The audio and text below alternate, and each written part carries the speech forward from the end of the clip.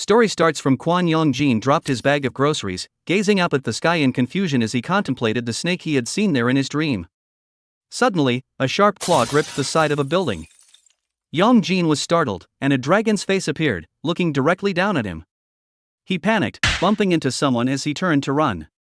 He was initially confused about who it was, then he saw a person carrying impressive swords. This individual spoke, telling him it was a dragon, and Yongjin's eyes widened in alarm. He then woke up, realizing it had merely been a dream. Yongjin sat up, reflecting on his dream. Feeling a sudden chill in his room, he increased the heater's temperature and headed to his kitchen. Opening his rice cooker, he found the rice he had cooked earlier was already spoiled, leaving him speechless. With no alternative, he had to discard it. He went to the bathroom to perform his morning routine, considering what he would eat later while brushing his teeth. Exiting his room with the spoiled rice to dispose of, he noticed a dog nearby scavenging from the garbage, a sight that disgusted him. After throwing away the waste, he glanced back at the dog. Yongjin went to a convenience store searching for something to eat, but a package of dog food caught his eye. He examined it and was astonished by its high price. Despite the cost, he bought it, wanting to give it to the dog he had seen earlier. The dog ate the food he purchased. Yongjin gently patted its head and advised it not to eat trash from now on. Yongjin then left, but the dog didn't finish its meal and just watched him go.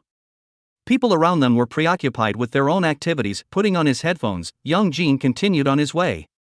It turned out it was Yongjin's birthday, and an automated web ad kept sending him birthday greetings via text message, which he ignored. He finally arrived at Sampo High School and went to his classroom. His classmates were absorbed in personality tests on their phones. As Yongjin entered, he overheard a girl asking Jungi where she was going, and she replied she was heading to class 5. One of his classmates remembered his birthday and greeted him. He responded with a curt thanks. Removing one headphone, Yongjin heard classmates discussing tarot reading. He smirked, hearing they were paying 10,000 won, which he found exorbitant. He thought the tarot reader was making easy money and pondered why cults targeted people, believing they were foolish. He reasoned that if tarot was real, people born on the same day wouldn't have identical lives or personalities. He inwardly considered these individuals somewhat psychopathic with zero empathy but kept these thoughts private. Someone suddenly hit him on the back while wishing him a happy birthday. As Yongjin endured the pain, his friend gave him a large quantity of buns and playfully acted like a servant. Yongjin was surprised to receive buns as a birthday gift and found it amusing that his friend connected a birthday bump to a birthday bun. Yongjin offered his friends to take some buns for themselves. Then, someone asked if there was anything to drink, and his friend agreed, so they went to buy beverages. His friend suggested getting pork cutlets after school, but another friend assumed Yongjin might have dinner with his family, stopping the suggestion abruptly. Yongjin laughed sarcastically, asking who did family dinners for their birthday these days, and his friends concurred with a laugh. Someone else entered the room, and Yongjin saw him, jokingly threatening to report him to the homeroom teacher for being late. The late student abruptly stated they needed to be cautious today because he had had a dream about his teeth breaking, which he interpreted as people around him getting hurt. Instead of believing him, Yongjin asked if he had just ground his teeth in his sleep. The friend insisted his dreams were usually accurate, citing a previous instance. Given this, Yongjin's friends made a wager. If they didn't get hurt, there would be a 10,000 won bet involved. The nerdy friend bet 10,000 won on getting hurt, a move that puzzled Yongjin. It turned out he intentionally hurt Yongjin to win the bet, and his other friends followed suit to win their own bets. Yongjin attempted to flee, but someone wielding a broom stopped them, betting 50,000 won on Yongjin not getting hurt. The betting intensified quickly. Yongjin promptly left the room, regretting everything that had transpired, especially given the significant amounts of money being wagered. Someone unexpectedly collided with him in the hallway, causing her belongings to spill onto the floor. Yongjin quickly apologized for the collision, and she also apologized, saying she hadn't been looking where she was going. Yongjin noticed a card among her scattered items, the hangman, which piqued his curiosity immediately. Yongjin handed the tarot card back to her, but she abruptly grasped his hand as he did so. He wondered what she was doing. She was just staring intently at his hand, making Yongjin feel awkward under her gaze. He looked around, confused, thinking something felt distinctly off about the situation. Then she suddenly addressed him, asking if it was his birthday that day. Yongjin was surprised she knew such a personal detail. After asking, she took the tarot card she had dropped and said she could read fortunes, offering Yongjin a chance to pick a card for himself. Yongjin immediately declined the offer. She wanted him to try just once, but Yongjin persisted in refusing. Suddenly, one of his friends emerged from their classroom holding a broom. The student who had tried to help Yongjin earlier had apparently been freed, so he advised Yongjin to run quickly. Yongjin did, leaving her without a word. But she noticed a tarot card lying on the ground where they had stood and picked it up. It was the Eight of Death. Meanwhile, her friends called out to her, asking what she was doing standing there. She debated silently whether to rejoin her friends or help Yongjin from the perceived danger, as the tarot reading had chillingly indicated death. She decided against it and went to her friends. Afterwards, class commenced as usual. Yongjin felt utterly exhausted from the events of the day. As he attempted to write, his eyes slowly closed, overcome by fatigue. His teacher addressed those nodding off, asking sharply if they needed cold air blown on them to wake up properly. He suddenly snapped alert, realizing with a start that he had actually fallen asleep. He asked his friend what page they were on, but his friend was also asleep, prompting him to tease them for not paying attention in class. His gaze was then drawn to a dark figure standing outside their classroom window. Yongjin's eyes widened in alarm as he saw it looking directly at him. His teacher called his name, asking him what it was he was staring at. Their teacher had noticed Yongjin staring into the hallway earlier, and a classmate had provided his name. The teacher asked if he wanted the hallway window opened, which Yongjin quickly refused, still pondering the figure he had seen. But when he looked again, the figure had vanished completely. While Yongjin contemplated the strange figure, his teacher also noticed his friend, who didn't realize the teacher and classmates already knew he was sleeping soundly. When class concluded, Yongjin exited his room and looked around the hallway, still wondering about the mysterious figure he had seen earlier. However, someone approached him, greeting him on his birthday, then hitting him on the back just like the nerdy friend had earlier. Yongjin, wincing, asked what his problem was. This person introduced himself as if they were already well acquainted, Jang Seo. Jang Seo told him to do something about his pathetic hair since he didn't even want to pretend he knew Yongjin with it looking like that. In Yongjin's thoughts, he silently called Jang Seo a bastard, thinking internally, then just don't pretend to know me, this bastard. But Jang Seo noticed Yongjin's expression, bumped his head playfully, and asked what was with that face. He added that Yongjin looked like he had just called him a bastard in his head and asked if Yongjin thought he wouldn't know, calling him a jerk. Someone suddenly grabbed Yongjin's arm, causing Jang Seo to lose his balance slightly. Jang Seo wondered aloud what was wrong with her. It turned out to be Rusu, the girl with the tarot cards from earlier. She asked Jang Seo what he was doing with her boyfriend. This declaration startled both of them profoundly. Jang Seo couldn't believe that Kwon Yongjin was Rusu's boyfriend. Yongjin was confused about the situation entirely, then he remembered her from their encounter in the hallway. Jang Seo kept asking Rusu repeatedly if it was true and became irritated since he liked Rusu very much himself. He commented dismissively, "What am I supposed to do against a girl?" Then he tapped Yongjin's shoulder, whispered a menacing sorry into his ear, and added that it was good Yongjin had a girlfriend because Lee Rusu was rich. He then callously referred to Yongjin as a poor orphan and left abruptly as if nothing significant had occurred. Rusu asked what Jang Seo had said to him. Yongjin removed her hand from his arm, asking if she even knew him at all and what she had meant by saying he was her boyfriend. Yongjin worried about potential rumors being spread by Jang Seo after that declaration. Rusu replied that she would actually like it if there were rumors, a response that utterly confused Yongjin.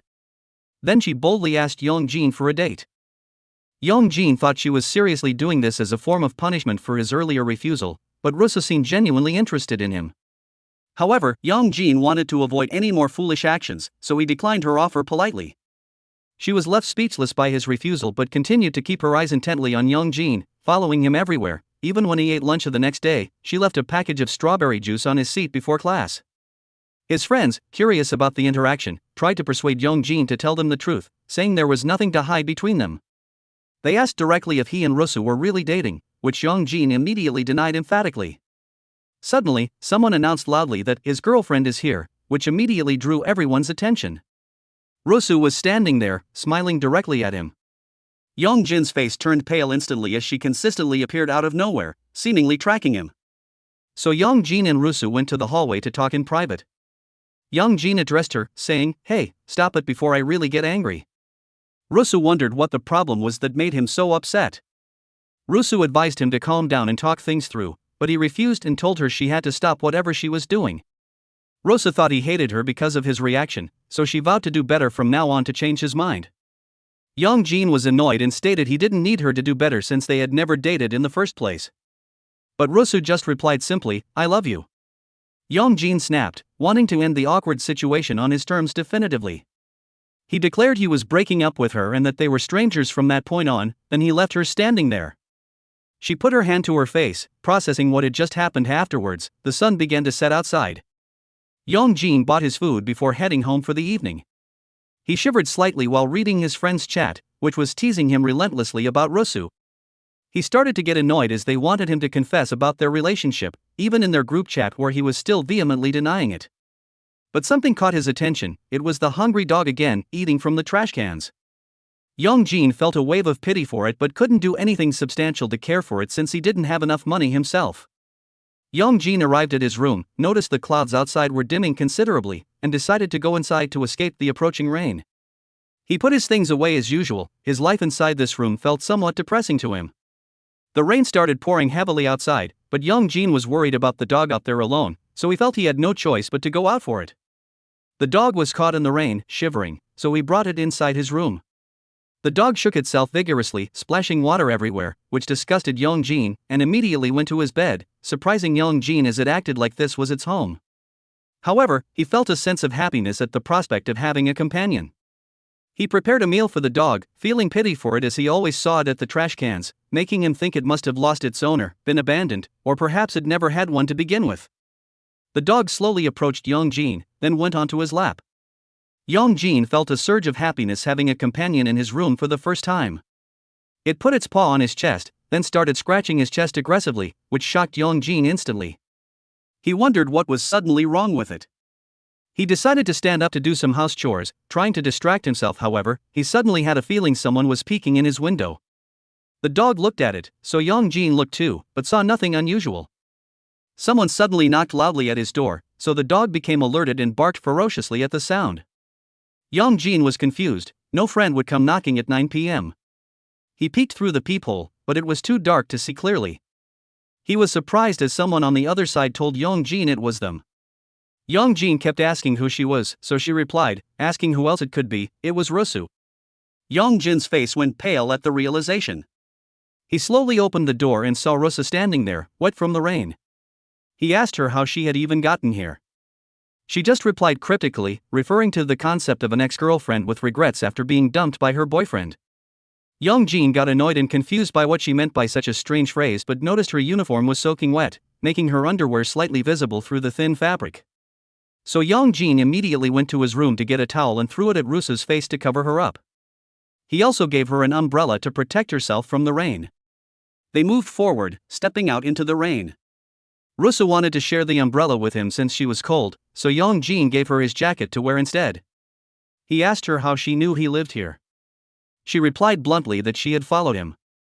Yongjin asked her if she was really crazy, asking why she had followed him all the way to his house and why she was doing this to him. He told her to stop acting like a fool and just talk to him, asking what she actually wanted.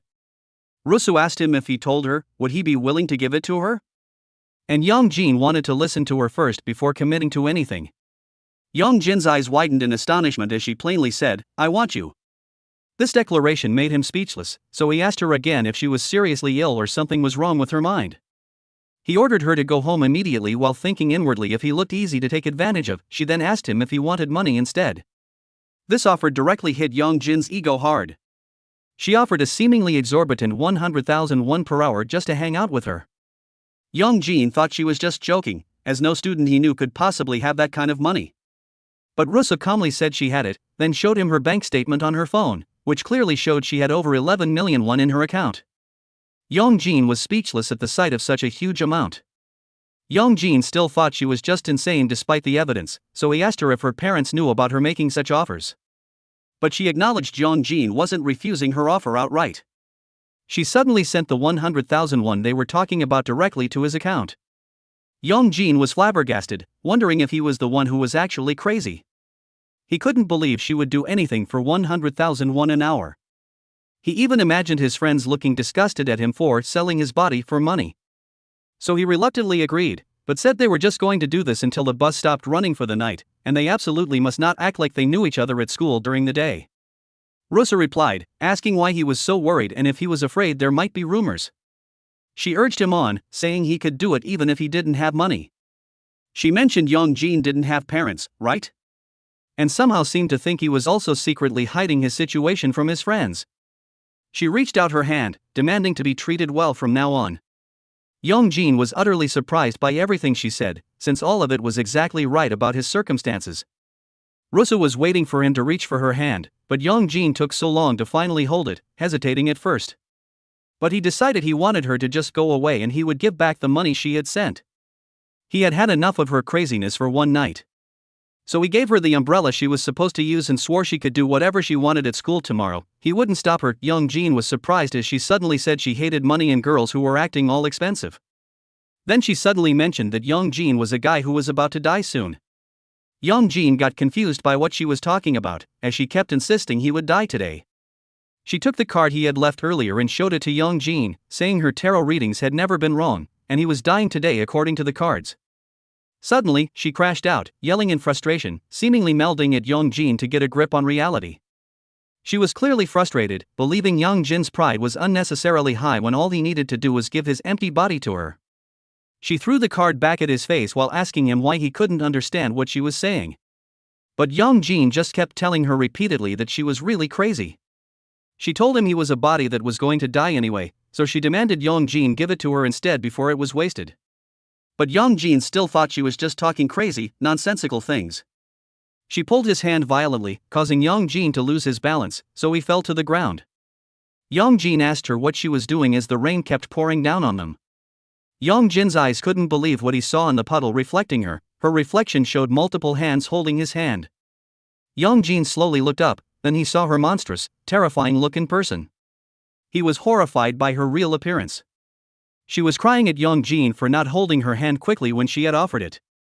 While Yongjin was on the ground wondering what unseen force was holding him down, he noticed Rusa's leg underneath the cluster of hands.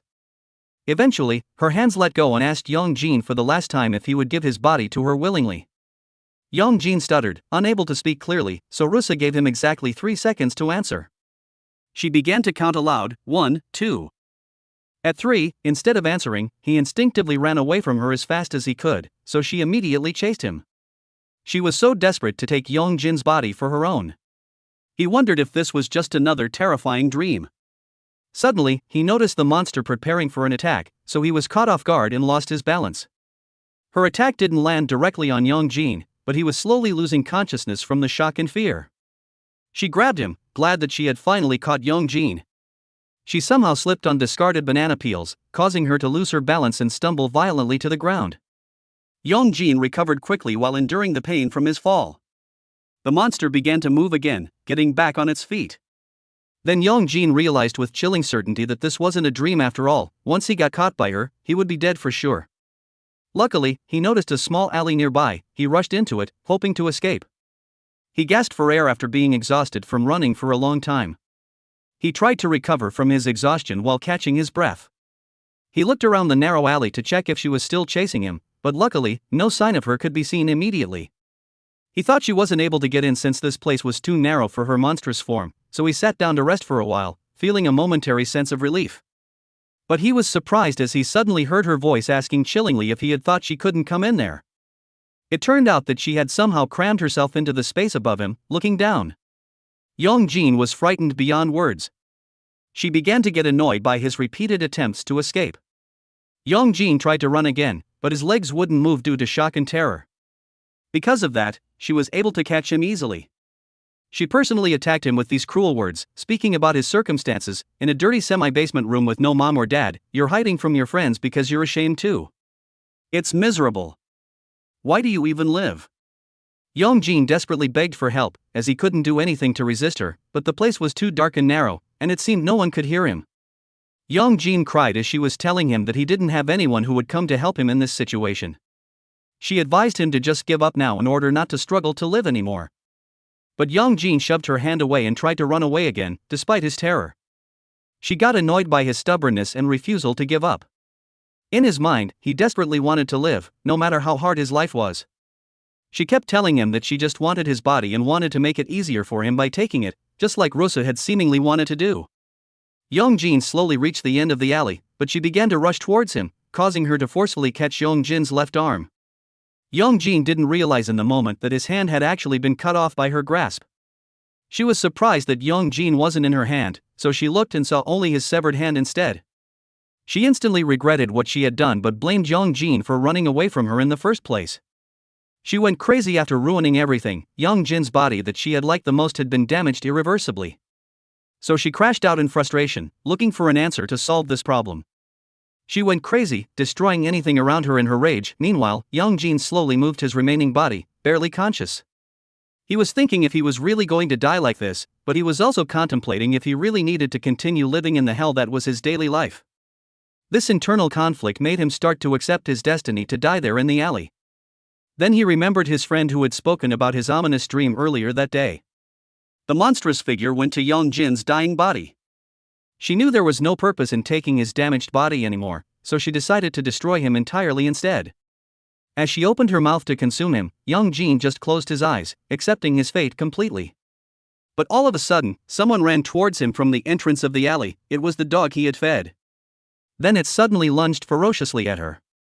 She was caught completely off guard as the dog suddenly cut her in half with incredible speed and force. It turned out that it was a real person after all, not just a dog. Jin saw him clearly then. He remembered the impressive swords he was holding in the dream, and the earrings that seemed familiar, so he finally recognized who it was. The guy spoke, saying, "In the year of Gapchang, the month of Ganjio, on the day of Bangsil, happy birthday." It was indeed the same guy he had met in his dream, and he called Jin his descendant. As his consciousness slowly faded away completely, the guy greeted him on his birthday and told him clearly that he was his offspring. As Jin's vision faded, he slowly woke up again. He saw a familiar bulb shining above him in his room. He was covered in sweat. It turned out that his room was too hot, and he was surprised by all the sweat covering his body. Jin looked for his phone and checked the time. He was surprised to see the time was already 11:22 a.m. So he immediately sat up in bed. He knew he was screwed for being so late for school and was wondering when he had fallen asleep yesterday after everything that happened. But he stopped as he tried to remember it. Then he remembered the time his hand was snatched by a monster, so he looked at his hand, but it seemed to be perfectly fine and intact. He was confused about what had happened during that terrifying encounter. The memory then reminded him of Rusu and her strange behavior. He snapped into full alertness as his phone suddenly rang because his homeroom teacher was calling him, likely about his absence. Afterwards, he eventually went to Sampo High School. One of the workers there had been annoyed all morning as the statue at the main gate kept getting unplugged over and over again. Jin finally arrived, still thinking about Rusu and wondering if she would come to school today after what had happened. But he went inside since he was already very late for his class. While Jin was walking towards the hallway leading to his classroom, he noticed two girls talking animatedly about Rusu acting weird lately, but they had no idea what had caused her strange behavior. They got annoyed as they weren't able to get a tarot reading from her. When Jin peeked into their classroom, he noticed Rusu was present. Her looks hadn't changed, so he assumed she was physically fine after the encounter with the monstrous form. So he began to think if he should approach her and ask what had happened last day after he had run away. One of his friends noticed him coming to school at lunchtime. Jin reacted defensively as they mentioned him coming so late while his friends had been worrying about him, and then they teased him, suggesting he had just come to school to look for his girlfriend, Rusu. As Jin was about to explain what had actually happened, he saw Rusu looking directly at him from her classroom. Her face was etched with disbelief and surprise. But his friends got confused by what he did next because he instinctively ducked down under the window to hide from her gaze.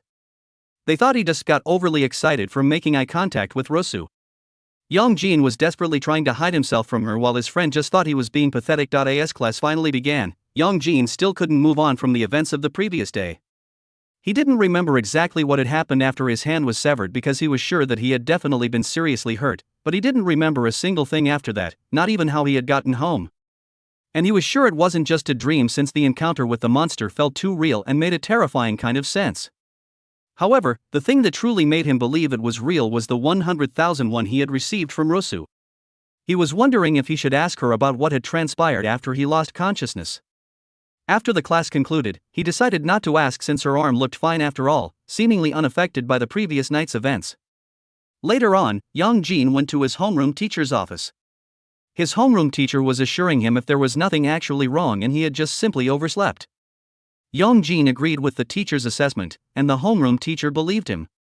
Since the bell for the next class rang, he was advised to hurry up and go quickly. Jin looked at his phone, realizing he had only been coasting through today's classes, barely paying attention. While he was busy using his phone in the hallway, Rusu called him, so he got startled unexpectedly, and Rusu quickly apologized for scaring him. She explained she had heard that Yongjin had gone to the teacher's office, so she had waited for him outside. But Yongjin, annoyed, asked her if stalking was her new hobby, then he asked her if she couldn't just act normally around him. While Rusu was apologizing again for making him uncomfortable with her presence, Yongjin was looking around nervously and was glad that no one else was around to see them together. But Yongjin told her they should talk somewhere with other people around because he was worried she might suddenly turn against him again like her monstrous form had the previous night. Rusu explained that she had been possessed by a ghost during that terrifying time. Yongjin was confused by what she meant by possessed, but something else caught Yongjin's attention: the statue standing behind her in the hallway. While Rusu kept apologizing for the previous night's events, Yongjin was wondering why the statue was standing there. He knew this statue was usually located at the main gate and it certainly wasn't here in this hallway before, which Rusu agreed with, confirming his observation. The statue suddenly raised its body from its pedestal, then it ran towards them at incredible speed. They got startled by the sudden movement and ran immediately away from it. They were now being chased by the animated statue. Yongjin thought she was the one doing this somehow, so he asked directly, and Rusu immediately denied it vehemently. Yongjin retorted, "What do you mean it's not you? You did the same thing to me yesterday."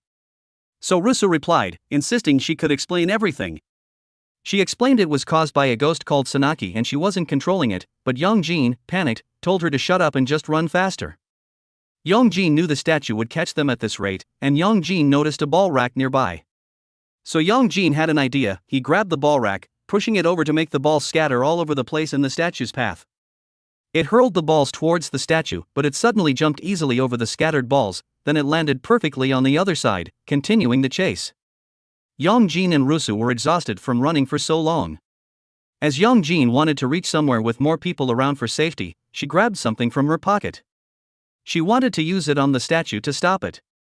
Then she poured the bag of beans she had produced onto the statue, but the statue had a good reflex. It repelled the beans one by one, swatting them away. Yongjin, bewildered, asked her what she was doing while grabbing her arm to pull her out of the situation and away from the statue. Yongjin saw the school gate ahead, so he immediately told her to come outside with him, thinking they might be safe there. The statue rushed towards them, and Yongjin immediately grabbed the gate and pulled it open just as they reached it. Yongjin and Rusu gasped for air, leaning against the gate, utterly fatigued.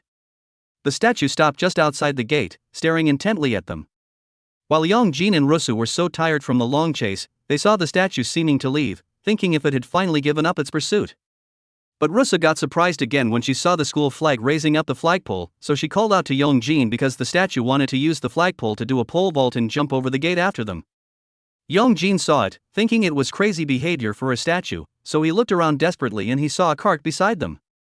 The statue successfully passed through the fence using the flagpole, vaulting over the gate, but Yongjin suddenly called Rusu's name. He told her to move out of the way as the statue was about to land directly on them. Yongjin quickly used the cart to catch the falling statue, throwing him through the garbage cans outside the gate.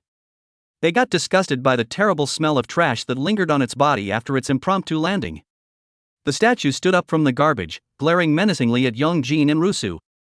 So Yongjin immediately called Rusu, telling her to grab their chance to escape while the statue was momentarily stunned. But the statue suddenly charged directly at Yongjin, grabbing his neck with immense force.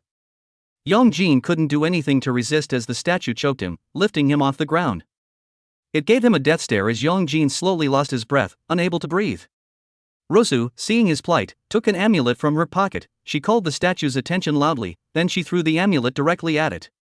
It snapped, and the reaction of the statue was furiously shocked. It seemed to explode with energy around its face. This helped him to let go of Yongjin's neck in surprise and pain. She immediately went to help Yongjin, who had fallen to the ground, and asked if he was okay, and Yongjin replied, gasping for air, that he was not okay at all. They took this opportunity to run away from the dangerous situation while the statue was enduring the pain from the amulet. They finally found a hideout, a quiet place to catch their breath. Rusu tried to light her lighter while Yongjin was complaining loudly, yapping at her for not using the amulet earlier to begin with, but she ignored what he just said, focusing on her task.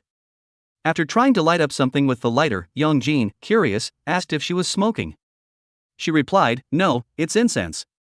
While Yongjin was wondering what she was doing with the incense, she explained she was doing a simple ritual, a ceremony to dispel negativity from them after the chase. Then she pulled a piece of cloth from her pocket, then she cut it in half. She tied it on Yongjin's wrist and advised him not to remove it until midnight. Yongjin just looked at the piece of cloth tied to his wrist.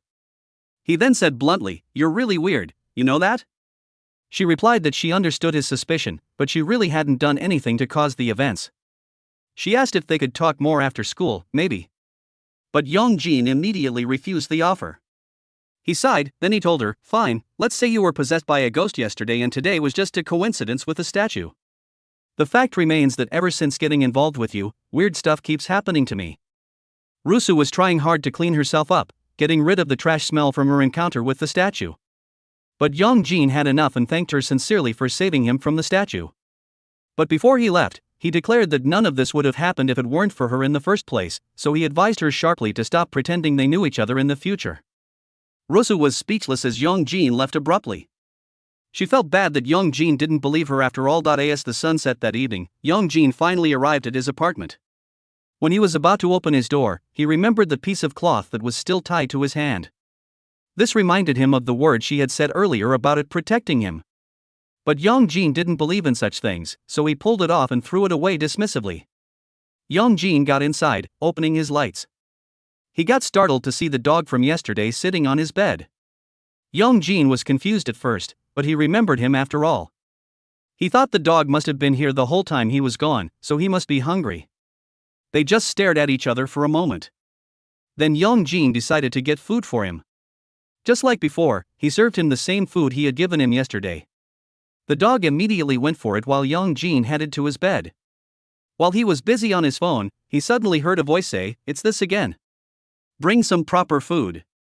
Yongjin slowly turned around, looking at his dog in disbelief, while the dog did the same thing, looking back at him. The dog laughed at his astonished reaction, so Yongjin was left speechless, his mouth agape. He checked under the dog, thinking it was probably just a hidden speaker playing tricks on him. He looked around the dog's body, searching, but he was suddenly scolded by the dog, asking how dare he search its body. This made him flabbergasted. While Yongjin was looking at the talking dog, he began to wonder if he was going crazy after the dog had just talked to him. He thought he was having schizophrenia. The dog suddenly spoke to him again, telling him, "You are denying reality. I admit that I did appear in front of you suddenly."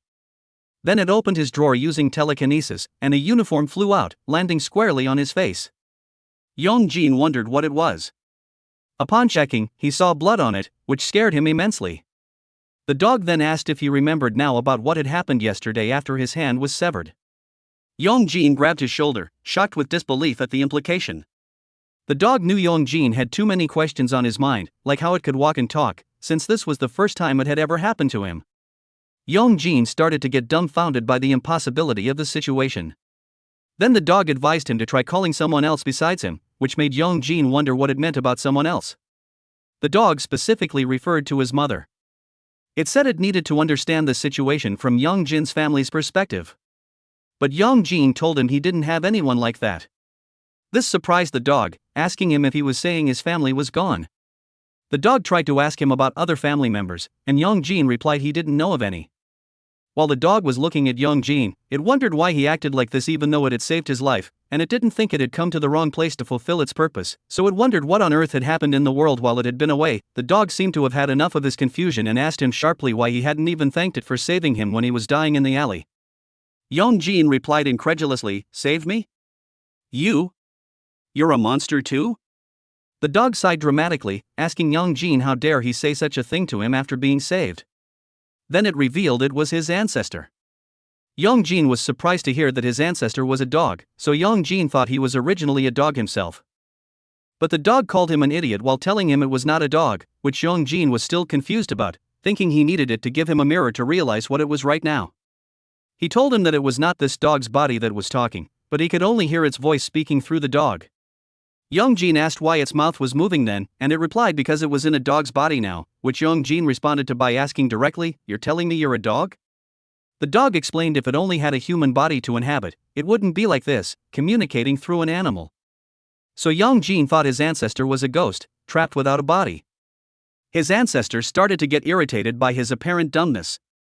Yongjin then asked him if he wanted ancestral rites or Buddhahood performed for him, but he explained he didn't have money for such things, so Yongjin advised him if he needed help, he had better find another descendant with more resources.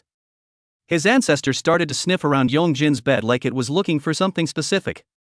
Yongjin, thinking it needed to relieve itself, pointed out where his bathroom was, so it went. But before going in, it asked Yongjin if his family no longer served him in any way. Yongjin had no idea what it was talking about and said there weren't any family members around. Yongjin kept telling him he didn't know about any service, so his ancestor thought that settled it, and told him that from now on Yongjin would help him. Yongjin asked if it was going to stay here in his apartment, and his ancestor asked where else it would possibly go. So Yongjin had enough of the absurdity and told it firmly to get out. His ancestor was mad at him for being so ungrateful after it had saved his life. Yongjin replied he appreciated the act, but he wanted him to leave since he was just a powerless student with no money to support an ethereal being. Then Yongjin brought out his phone to search for schizophrenia symptoms, seriously doubting his sanity. He told the dog that he simply couldn't afford to take care of an ancestor, especially one manifesting as a talking dog. However, his ancestor suddenly noticed something from the window, then it suddenly barked loudly through the window, startling Yongjin. Yongjin asked why it was now barking all of a sudden. His ancestor said there was something outside, which Yongjin asked who it was. Then his ancestor said in surprise, "Why did he bring him here?" It turned out that his ancestor was talking about the statue from his school that had chased him, but Yongjin had no idea what it was talking about, thinking he was only saying nonsense in his dog form. His ancestor clung to his face and told him they had to go, and Yongjin asked where to. It said they were going outside, which Yongjin wondered why. Then he was shocked when his ancestor said the statue was standing right in front of his building and wasn't moving from its spot. Yongjin didn't want to believe him until he heard a loud bang outside of his room, confirming something was indeed out there, so he started to get anxious immediately. But his ancestor pulled him up, forcing him to get up and move. Afterwards, they looked around the place outside. There wasn't even a sign of people having come inside the building. Yongjin looked around, then his ancestor pulled him sharply to his right, urging him to move. Yongjin was startled as he saw the statue's body standing right in front of him outside his apartment. He had no idea what it was doing here, so far from the school. His ancestor asked him if he knew why it was here. Yongjin told him that it was the statue from their school and it had suddenly turned into a monster earlier that day. His ancestor corrected him, saying it was not a monster but a spirit. Yongjin didn't believe him, arguing that spirits don't look like this, like animated statues. His ancestor called him an idiot for his lack of understanding. It then explained that spirits are entities that arise when a soul inhabits non-living things, so their forms vary and countless spirits exist in this land, meaning they are part of nature. Yongjin understood that being part of nature in such a context meant they were legendary beings or creatures. But his ancestor then asked him why it was angry at him since spirits are inherently gentle and it's difficult to anger them. Yongjin remembered what had happened last time in the alley, so he explained that the statue had attacked him first without provocation. The statue suddenly barged into the building, breaking down the door. Yongjin was caught off guard by its sudden, violent entry. He got startled as the statue suddenly burst inside, but the first thing he was concerned about was his damaged door. His ancestor scolded him for being lame and ordered Yongjin to get out of here quickly. The statue looked directly at him, so Yongjin got even more frightened. His ancestor kept telling him to hurry up and go, but Yongjin was hesitant as he had no idea what his ancestor was going to do to confront the spirit. His ancestor got mad, asking him if Yongjin couldn't hear him and telling him to go too. Yongjin dashed out of the apartment while his ancestor stayed firmly on his ground, facing the spirit. Yongjin looked back momentarily and remembered what his ancestor had said earlier about confronting it. His ancestor was left unfazed by the upcoming spirit's charge. As the statue was approaching, he said defiantly, "You bastard, how dare you? Do you know who you're messing with?" Then he emitted a powerful aura. As he opened his mouth to attack, he just awkwardly barked loudly at the statue, a sound that seemed out of place. So the statue just slapped him away easily with its stone hand.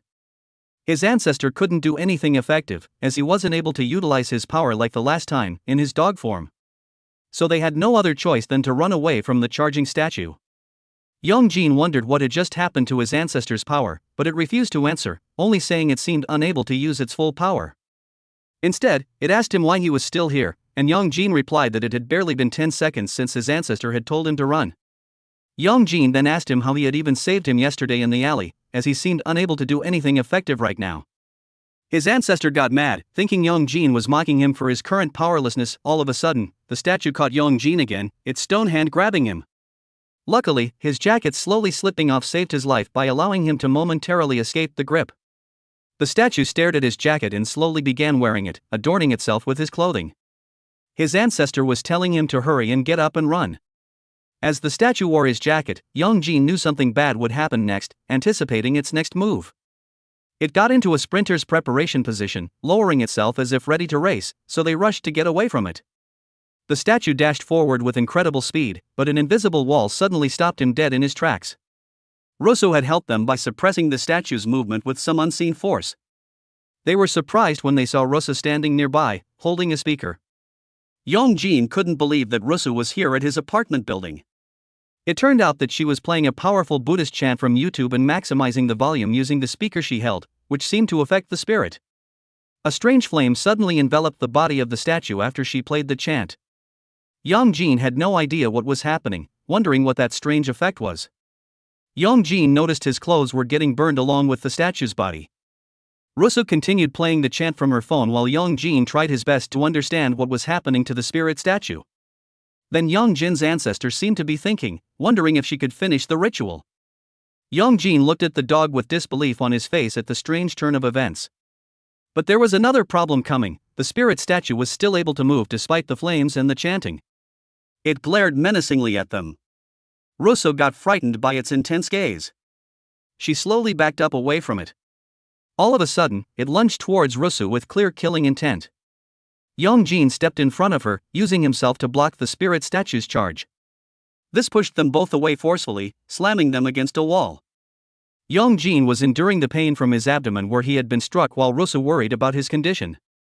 The spirit statue then turned its attention to the speaker, preparing to destroy it, then he stomped on it, crushing it completely. He grabbed a rock from the ground, preparing to throw it towards them. Young Jin and Rosso were alerted to the new danger. Then the statue threw the debris at them.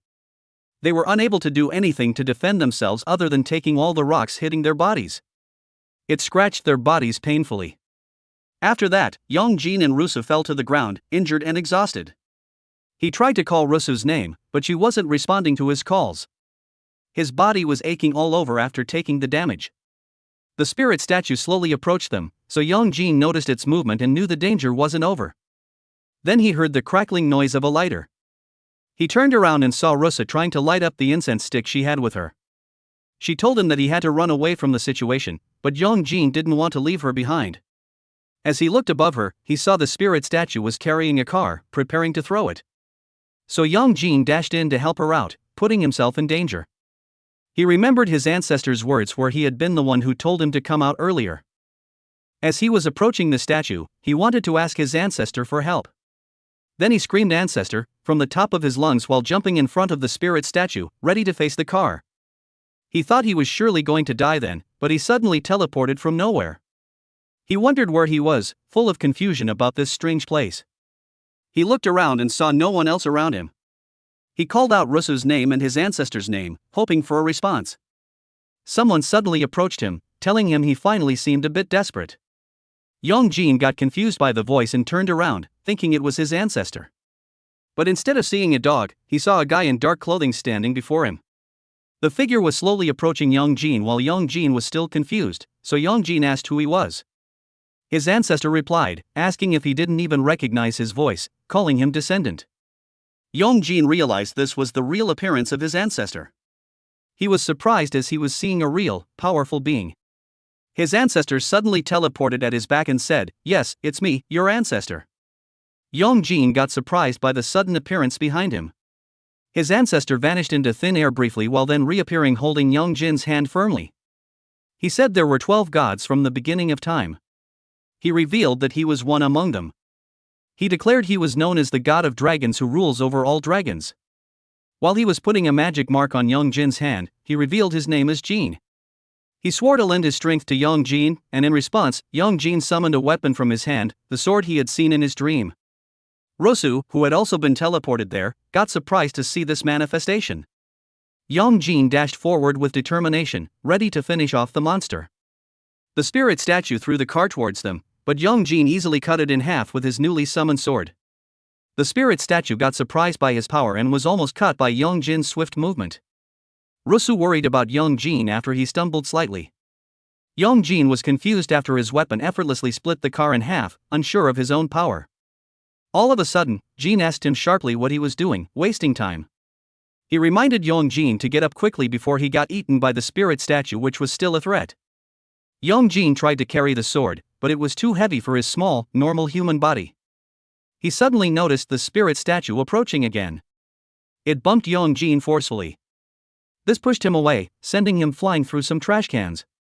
The spirit statue dashed towards Yongjin, but Jin suddenly jumped into action to protect him. He went directly to the spirit statue's face to distract him, then he told Yongjin to do it now, to attack. But Yongjin misunderstood his assignment and ended up running away again instead of finishing the spirit statue as Jin intended. Unfortunately, he just ran away from it once again. The statue chased Yongjin, who immediately saw it pursuing him. Jin ordered Yongjin to use his sword. Yongjin turned around, gripped his sword firmly. He then swung it, but the spirit statue dodged it easily. His attack wasn't able to connect. Rusu called out to him, urging him to buy her some time. Yongjin resorted to randomly swinging his sword, which seemed to confuse the spirit statue momentarily. The problem came in when he accidentally let go of the sword mid-swing, so Yongjin knew he had messed up badly. Jin was disappointed to see him acting so incompetently. The sword flew above, cutting through some leaves on a nearby tree. Yongjin ran again while the cut leaves were falling down around them. The spirit statue noticed the falling leaves, and this sight somehow reminded him of his past. It was the day he was being built as a statue. It turned out that they had made a statue for one of the greatest sprinters of their time. They made a statue to show their respect for him and his achievements. But as he was made, a spirit possessed this statue, giving it life and consciousness. People were showing their appreciation for the sprinter, acknowledging he was one of the best athletes and known to be the pride of Korea. But they were wondering why his statue was bald. As time passed by, people kept going to his statue to show their appreciation, taking pictures. One day something caught his attention, so he looked at it more closely. Then he was surprised to see the person standing under him was the same person he resembled, taking a picture of his own statue. So the man did the same pose as him, mirroring his static stance. But everything changed when a lady told someone they were admiring the person's athletic profession, referring to the living athlete, not the statue itself. This made the spirit in the statue realize it was nothing in the world other than just a statue, a mere replication. This made him depressed. After just a few days, he was moved to Sampo High School grounds. From that time on, no one ever dared to take a picture with him or show him any special attention. This deepened his depression. This feeling reminded him that he wanted to be like that athletic guy, to be an inspiration to others, to be admired. All he could see now was a replication of a finish line, and Yongjin was ahead of him in the race they were having. So he dashed in pursuit, and Yongjin, still running, slipped on the ground. He turned around and saw the statue coming over his head as he fell, thinking he was done for real, that this was the end. But the statue just passed right through him as he lay there. Yongjin got startled to see him running towards a nearby toll booth arm as if it were the finish line. The spirit statue finally felt a sense of purpose. He ran towards the toll booth arm just like he was in a race, desperately wanting to reach it. Because this was one of his dreams, to feel like the number one, to have someone admire his achievements, having someone take his autograph, taking a picture like he was a real person other than just a statue. This was what he dreamed of and one of his goals.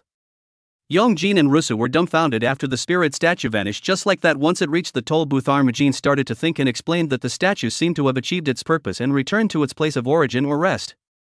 Just like Jin had explained before, spirits are not inherently dangerous as long as you follow the rules they set, which made Yongjin and Rusu wonder what those rules were. Jin replied that it depends on the purpose for which the spirit was created in the first place. That's why he had asked why it was angry at them and had assumed they had done something wrong to that particular statue. Yongjin thought he was just making fun of him with his explanations. Eventually, they headed back to Yongjin's room, enduring the pain from their encounter with the statue. Yongjin thought his ribs were cracked from the impact, but Jin told him he didn't need to worry about that, his healing power would take care of it. Jin's attention then shifted to Rusu, asking if she was alright after everything that had happened. Rusu felt uncomfortable suddenly being addressed by the dog/Jin, then she thanked them both for saving her. Just as she spoke, Yongjin was confused why she suddenly acted like she could see and understand Jin, who was in a dog's body. While Rusu was bowing her head in thanks, she asked Jin if he was really Yongjin's ancestor. Meanwhile, the toll booth arm the statue had run to was fixing itself on its own. Someone was doing this, all the damage that had happened from the time they were chased was getting fixed, and apparently someone or something was doing this repair work. They were repairing all the damages caused by the spirit, and these repairers were 3 spirit children. Jean was surprised she could see him in his spiritual form and asked if she was a shaman. Rosa said she wasn't a shaman herself but a daughter of a shaman, so Jean understood why she was able to see him and understand his nature. She thanked Jean again for saving her from Sanaki, but she fainted right away from exhaustion and shock. That's why she hadn't been able to thank him properly just moments before. Young Jean was confused if she could hear the dog talking, so he asked her directly, and Rusu agreed that she could. So he realized he wasn't schizophrenic after all, the talking dog was real. Jean then asked how she knew he was Young Jin's ancestor, so she said they resembled each other in his true form. It turned out that Young Jin wasn't able to see Jean's true, divine appearance as his ancestor. So Jean jokingly said, "Didn't you see it too? My unparalleled beauty? It's natural for women to be shy around me." And Young Jin just awkwardly laughed at his boast. Then Jean, still in the dog's body, put a mirror in front of himself to show how damn handsome he was even as a dog. Rosu took out her phone and said, "It's around here," referring to a location on her screen. So she called Young Jin's attention.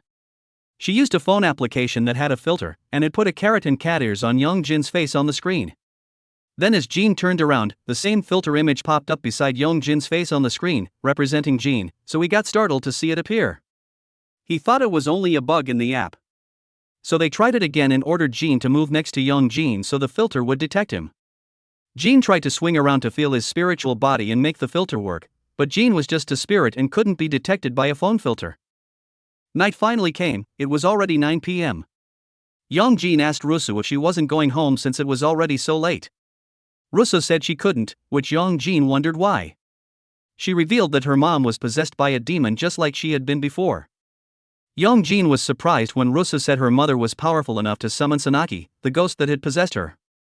So if she went home like this, her mother, controlled by the demon, would forcibly possess Rusu's body with the demon again and come after Young Jin. Then she revealed the demon was after Young Jin's body because he was a precious vessel, seemingly highly compatible or powerful. She stood up and took a bowl to help explain it to Young Jin. She added water to the bowl while Jin was just observing her explanation. She showed it to Young Jin and said if this water is an ordinary person, then she emptied the bowl and said this empty bowl was Young Jin, meaning his body was empty or available. She said there would be a lot of demons who would try to enter this empty vessel in the future, wanting to possess him.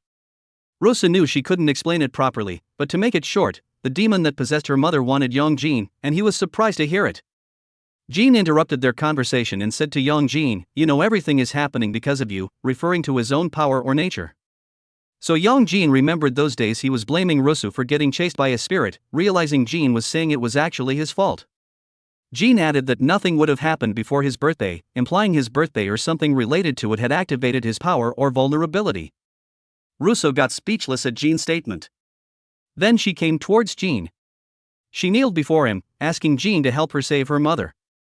Jin clarified that her mother was a shaman. She said yes, so he asked if her mother worshipped and served demons as gods. Rusu replied her mother didn't know that because her mother wasn't a famous fortune teller or dark shaman, but she was a person who prayed very hard and earnestly, seemingly for divine power.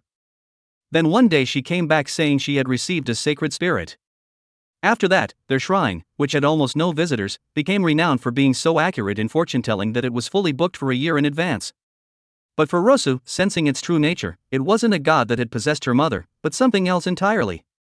One time she asked her mother if the spirit she was praying to was a real god, but instead of an answer, she was slapped by her mother, who thought she had insulted her god. But in reality, it was a demon that had taken control. Since that day, Rosu had been trying to get rid of the demon attached to her mom, but it was useless. Ordinary methods didn't work against it.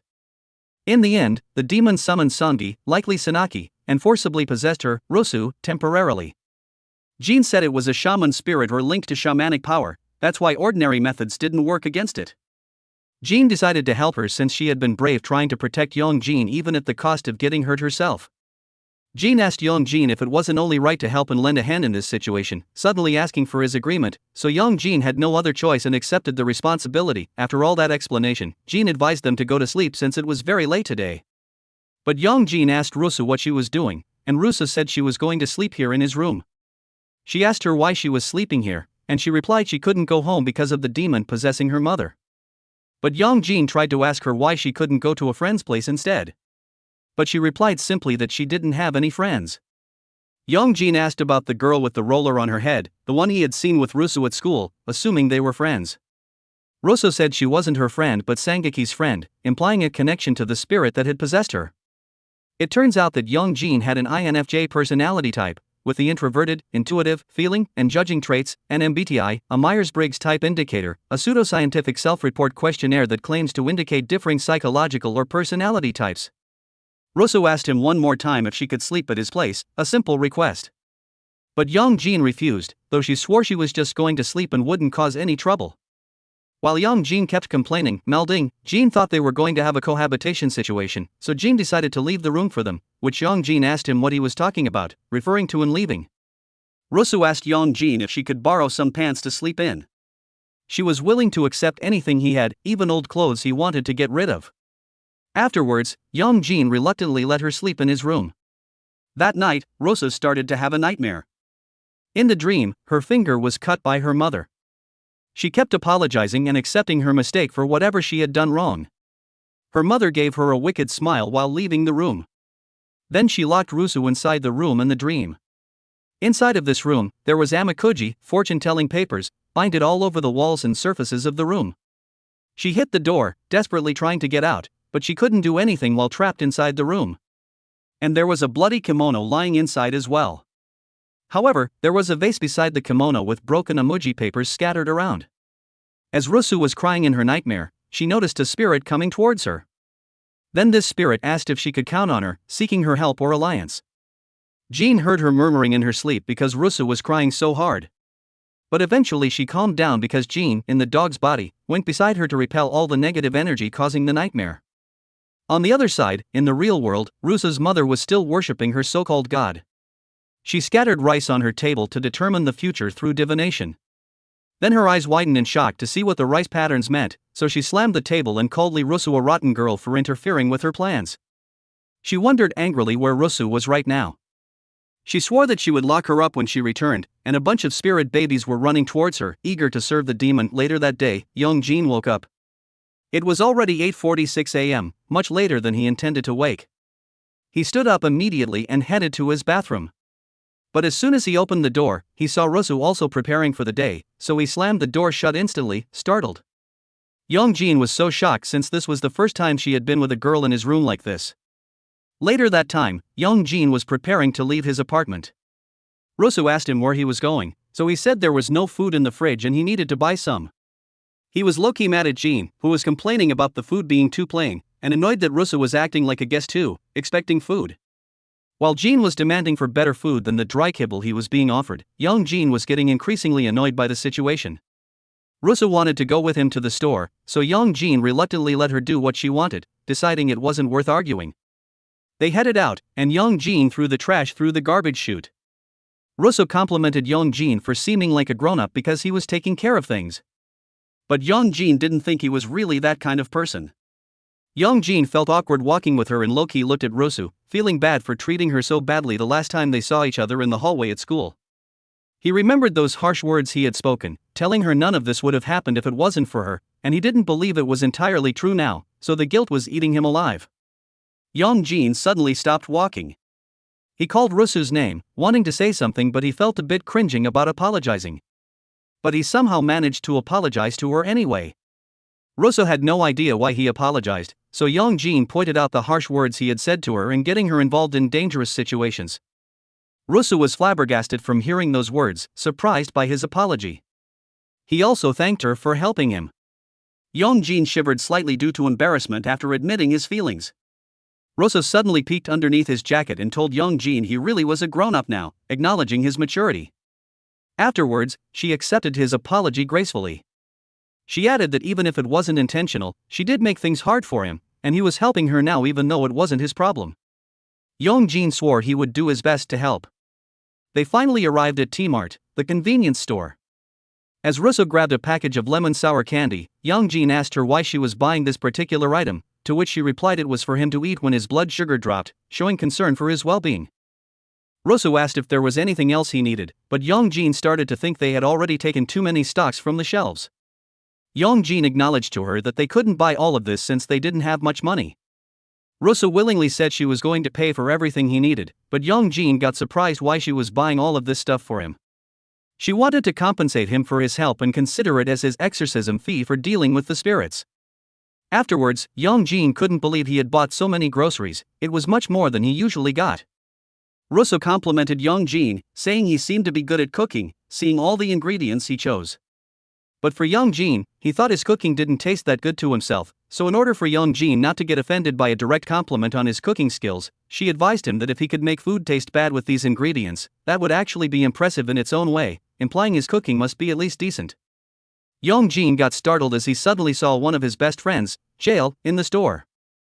When this guy turned around, he was shocked to see Yongjin there.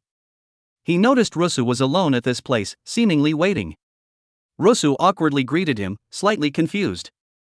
On the other side, Yongjin was panting after running away from the situation as he didn't expect Yahello to be here at this specific store.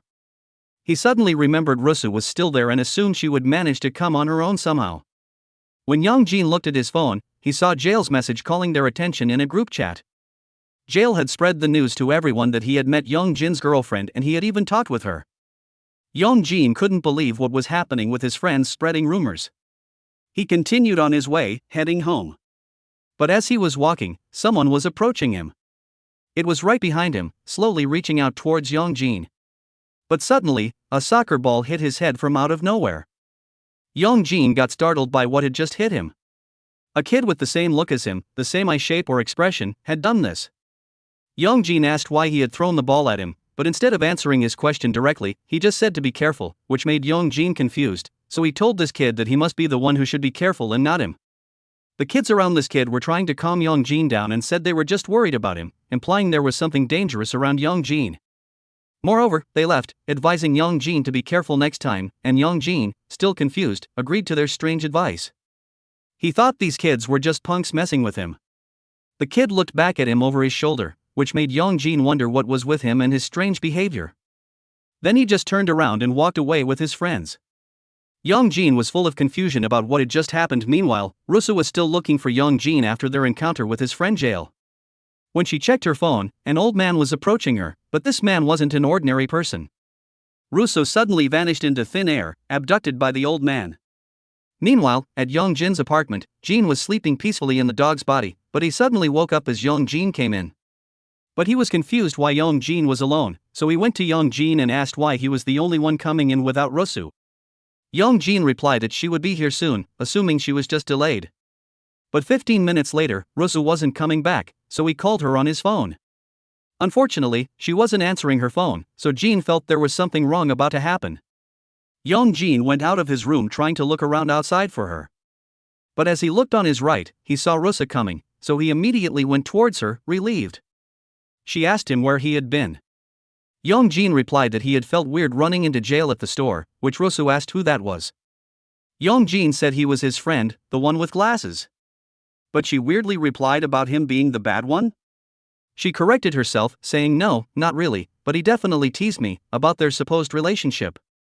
As Yongjin looked at her more closely, he noticed her looks seemed so different than usual, less vibrant. Also, her clothes were somehow on backward or inside out, so he felt a bad feeling about her presence. He was slowly backing up away from her and asked hesitantly, "What is she?" Her face suddenly cracked like porcelain, then a man suddenly burst out from her body, revealing his true form. He said he was the Mangti grandpa, an imaginary being used in the Korean peninsula in the past to scare children and make them correct their behavior by telling children that if they lied and disobeyed their mother, grandfather Mangti would catch them. Yongjin was caught off guard by his terrifying appearance. Jin immediately ran towards him to confront him, but it was too late. Mangti grandpa had already revealed himself, and Jin was disappointed that he had missed the moment to intervene earlier. Since he was in a dog's body, he sniffed the air to locate Yongjin's body after the spirit had burst out of Rusu. He was glad that he still had this body to inhabit. But someone suddenly approached him, asking how it felt to live as a dog. Jin recognized his voice. It was the same kid who had thrown a ball on Yongjin's head earlier. He told Jin long time no see and indicated he knew Jin's true identity. Jin looked around his dog's body, wondering about his physical state and limitations. He asked the kid what had happened to His Excellency, referring to his own true form or power. The kid just smirked and asked if he was really asking because Jean really didn't know or if he was just mocking him. Jean started to remember his past and how he ended up in this state. But the kid asked how he had broken the seal that contained him. Jean said he didn't know and wondered if maybe one of their kind had turned against them and broken the seal, or perhaps the heavenly god had done it. Suddenly the kid pulled out his fan, then he lunged a gust of wind towards Jean, revealing his power. He also transformed into his true appearance, a powerful spiritual being, while Jean, in the dog's body, was left unfazed by the attack. The gust of wind suddenly turned into ice shards, and it went towards Jean, but it didn't hit him since his true form was in a spirit form and invulnerable to physical attacks. The kid said he could tear Jean into pieces and seal him again anytime, especially right now in his weakened state. While the other kids also transformed into their true forms, powerful spiritual beings. Jean just glared at him while the kid kept threatening him and telling Jean he was enough to tear him apart. Jean declared to him that he just asked one simple thing. Then he asked if the kid had tampered with his body, the dog form he inhabited. The kid just smirked after hearing it, then he slapped the fan into his hand, causing the ground suddenly collapsed around them. He reverted to his normal kid form and asked Jean why he didn't just ask the heavenly god directly, because things like that were new to him too, implying the heavenly god was involved in Jean's state. Jean asked the kid why he had sealed him in the first place, assuming if he was afraid of his power. The kid was dumbfounded by the question, thinking Jean was a fool for asking such a thing. Then he vanished into thin air. Jean was disappointed after the kid left him without telling him what he had wanted to say about Jean's body. But since he considered himself a gentleman, he decided to let it slide. Jean suddenly remembered about young Jean, realizing he needed to find him. As he tried to sniff for young Jin's scent again, a kid approached him, treating him like a real dog, calling out to him. They were asking if he was looking for young Jean since they could help him find him. On the other side, the ceiling looked familiar to the one from Rusu's nightmare in young Jin's room. The old man from earlier, the mangy grandpa, was sharpening his knife, preparing for something ominous. Young Jean slowly woke up, finding himself in an unfamiliar place. The old man told someone else to give them rice cake, speaking to an unseen entity. Then young Jean was confused about where he was after hearing a crying child's voice nearby. Young Jin's attention shifted to the old man as he suddenly said menacingly, "The tiger will take you away, naughty child," a phrase used to scare children. Young Jean remembered this old man from earlier when he burst out of Rusu, so he realized their terrible situation. They had been captured. As he was trying to escape from his bindings, young Jean noticed Rusu was beside him, also captured. She was crying after hearing the old man's creepy song about the tiger over and over again. Young Jean couldn't believe she was also caught and trapped here. The old man suddenly poured a pile of salt in front of young Jean, revealing his intention. It was planning to salt them, preparing for his salted fish, a gruesome fate. Rosa had enough after hearing it sung 4 times that the old man was going to make them salted fish. The sushi mat they were tied to started to move, making young Jin's face go into the salt pile. Young Jean realized his clothes were already gone, leaving him mostly naked, so she asked Rusu if she saw his ding-dong, to which she replied she didn't and she wouldn't look. The old man finished sharpening the knife, so he stood up, ready to begin his task. They heard the footsteps of the old man approaching. The footsteps noise slowly faded, and young Jean assumed the old man had already left the immediate area. Upon waking, young Jean noticed the old man observing him, pleased that he was awake. Startled, young Jean listened as the old man teased him, calling him a naughty child. Young Jean, wondering why he was deemed naughty, questioned the old man. Rusu interjected, affirming that they were indeed good children. Remembering the old man's promise of rice cakes for good kids, Rusu then asked for some. However, the old man insisted they first prove their virtue. Young Jean inquired how the old man would determine if they were bad, to which the old man replied it depended on whether you're filial or unfilial. Young Jean informed him that they had no parents to begin with, which startled the old man. Angered by what he perceived as them denying their parents a heinous crime in his eyes, akin to killing them, he threatened to turn them into salted fish. Rusu, trying to save herself, quickly stated that young Jean truly had no parents. As the man persisted with his salted fish threat, they began to think it was his only recourse. Suddenly, young Jean clarified that his parents had passed away, stopping the old man in his tracks. The old man's attention then shifted to Rusu, declaring her definitely unfilial. He revealed that her mother prayed to him nightly, asking him to take Rusu away for being naughty. Just as Rusu was about to speak about her mother, a noise diverted the old man's attention, prompting him to investigate. Left alone in the room, Rusu and young Jean saw an opportunity to escape. They sat down, and Rusu recognized their surroundings, declaring it their shrine. Jin felt a sense of doom, thinking they were trapped, but Rusu reminded him they had intended to come here eventually. She urged him to use his sword, but Jin had left both his sword and the High Ancestor behind. Rusu recalled Jin summoning his sword previously, but he retorted, "Do you think this is a comic book?"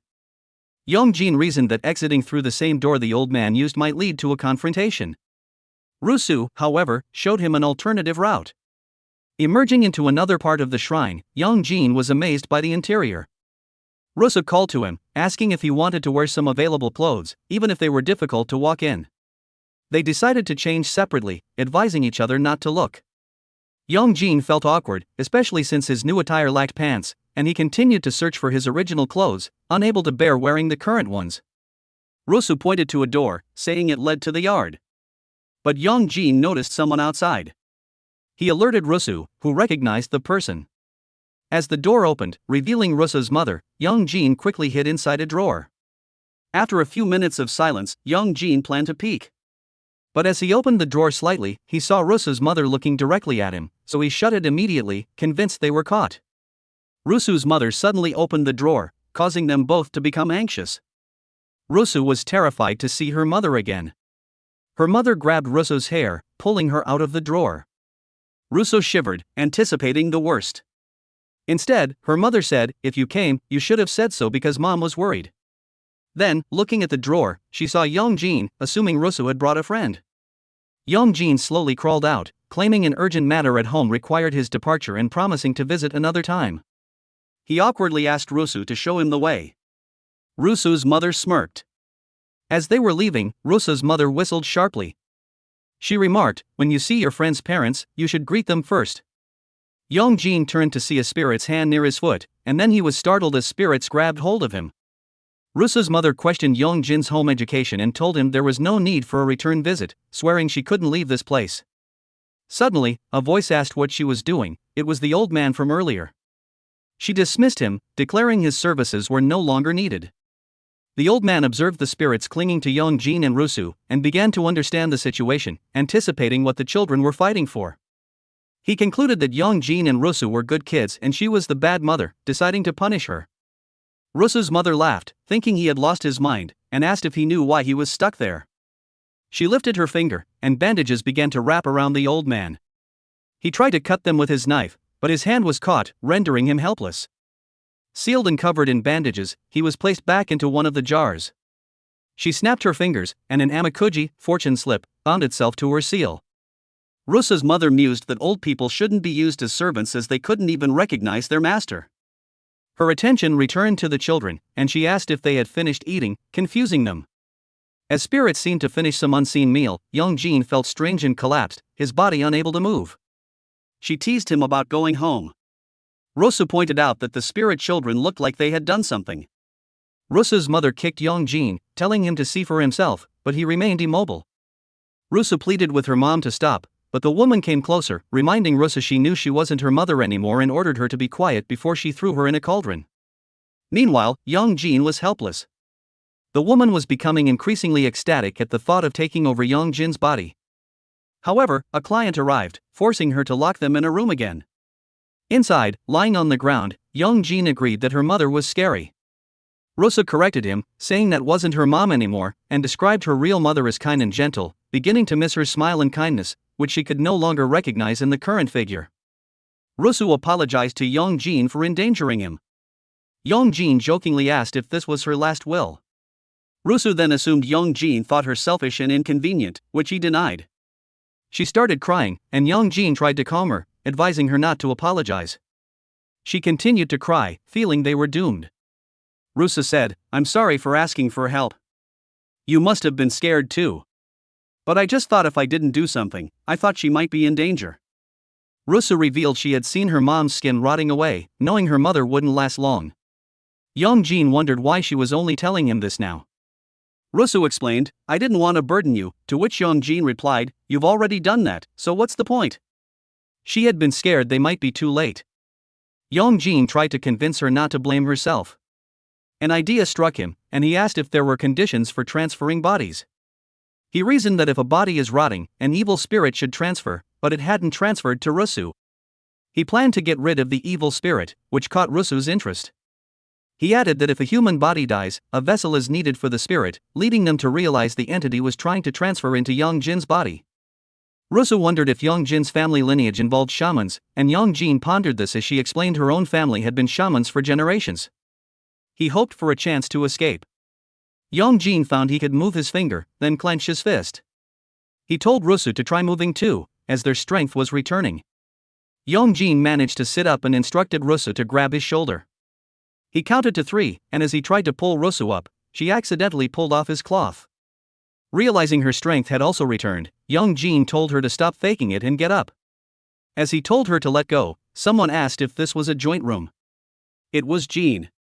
Rusu was delighted to see him, and Jin was happy they were alive. Yang Jin was surprised to see Jin wasn't alone, 3 children were with him. One child playfully swung Yang Jin's sword before handing it back. As Yang Jin tried to catch it, his hand was crushed, his strength not fully restored. The children made fun of him while Yang Jin endured the pain. Curious, Yang Jin wondered who these children were. One approached Rusu, asking if she was from a divine lineage, which Rusu confirmed. The child then asked if Rusu needed help up and possessed her body. They went inside again, amazed by the place. Yang Jin, worried, advised them not to play around. The spirit possessing Rusu proudly commented on Rusu's body being big, and the others agreed, thinking her the leader, Boxen. Yang Jin thought Rusu wasn't fine, but Jin explained that since Rusu couldn't move, the spirit was helping her. Yang Jin asked Jin about the children. Jin told him they were spirit children of the sky and not to worry about Rusu, confirming Yang Jin's suspicion that they weren't human. Yang Jin clarified he wasn't wary but thought they should have been quieter. Meanwhile, Rusu's mother was busy with her client. She advised the client to keep a jar by her head and sleep with the lid open, warning her never to look inside. The client was glad to take it, while a spirit unseen by her sucked her strength. Rusu's mother took her fan and blew it towards the spirit, removing it. The client suddenly felt much better and lighter. Rusu's mother then said, "It's because my energy is suppressing it, so don't be too relieved. Anyway, if even this doesn't work, you'll need to have a rite done." When the woman asked about the jar's price, Rusu's mother said it was free, given to save her life, not for money. The client was touched. Rusu's mother then stated that a 10,001 offering at the altar would suffice, smirking as her plan unfolded. She added that the client must return to request a rite, but next time, a young boy would be there instead of her, and the client should speak with him. When the woman expressed concern, Rusu's mother explained she was planning to head into the mountains to pray for a while, advising her not to worry because the boy, though young, was quite powerful. The woman found it hard to believe anyone could be as strong as her, but Rusu's mother reminded her to think of him as her, as they served the same god. Suddenly, a crash came from one of the rooms. The woman asked if she had other visitors. Rusu's mother said no, blaming it on a cat she raised. The noise was caused by a samar, a type of vessel or ornament, that had fallen. One spirit child scolded another for knocking things over. But Boxen, possessing Rusu, was curious about a jar and tried to reach it. Jin immediately told her not to touch it. They warned Boxen to move away, but unfortunately, she knocked over the jar, and it exploded. This separated Boxen from Rusu's body. Rusu, slowly regaining consciousness, wondered what had happened. As she looked at Yang Jin, she saw him holding his sword, dashing towards her. Yang Jin yelled for her to move. When Rusu looked behind her, she saw a spirit about to take her. Yang Jin gathered all his strength and threw his sword at the spirit, causing the sword to get stuck in the wall. The children applauded his success while Yang Jin panted from exertion. Someone suddenly called them rats. It was Rusu's mother, who had spotted them. She asked Yang Jin if he had recovered. Yang Jin ignored her, slowly turning around. As she laughed maniacally, he saw her face, wicked and terrifying. She approached them slowly and whistled again, calling her spirits, who immediately rushed to her. Her attention shifted when someone threatened her for using the tormented spirits of the unborn again. This newcomer wanted to confront Rusu's mother. She smirked, anticipating something thrilling. They wondered if a shaman should be doing this. Boxen told her that only weak ones resorted to such tricks and asked where the fingers of these babies were. Before she could speak, her client called out, asking what was happening. When the client looked beside her, she saw Yang Jin. The jar suddenly cracked, and a spirit burst out, lunging towards Yang Jin, desperate to take his body. But it suddenly popped. Yang Jin was shocked. Rusu's mother asked the spirit why Yang Jin's spirit would be on him instead of hers. As the spirit vanished, she lost her temper because her client was now incapacitated. She turned around upon hearing chanting. The children had started a sealing magic ritual, preparing to seal her soul. Rusa's mother, realizing their antics, pulled out her hairpin, cut herself to bleed, and confidently said, "Something like this can't stop me," while pouring her blood onto the ritual.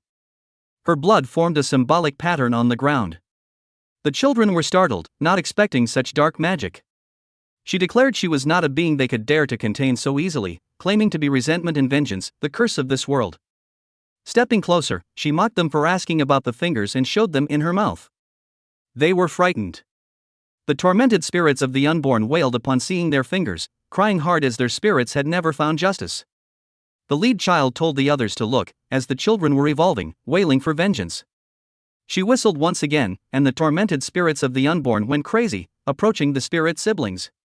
They couldn't believe the unborn spirits had become evil spirits, feeling pity for them. Even Boxen felt heartbroken. He tried to reason with them, telling them to visit their mothers. Rusu's mother, cringing at the scene, commanded them again. They lunged at the spirit children. One of the children asked Rusa's mother if she thought she would be safe after this, but an unborn spirit slammed his head to the ground. Another threatened her that once their big brother arrived, she would be done. Rusu's mother laughed, mocking them to call him. Unable to fight back, they were slowly being swallowed by the spirits of the unborn. Her attention shifted back to Yongjin and Rusu. With the distraction gone, she wanted to continue. She told Yongjin that once she achieved his body, she could become a god or something greater. She reached for his forehead. But something almost hit her, a knife. Startled, she wondered who threw it. It was Jin, who felt insulted by a mere shaman speaking of a god with such irreverence. She was surprised it was only a dog but wondered how it could hold its ground, realizing he was no ordinary dog. Jin knew she must have lost her divine powers, as she hadn't been able to see him properly. She asked what he was. Jin held his ground, began to emit his energy, manifested his true form, and told her he was a god. Yongjin and Rusu were glad he was finally revealing himself, while Rusa's mother was shocked. She couldn't believe a god was in front of her. Jin asked if she could finally see him.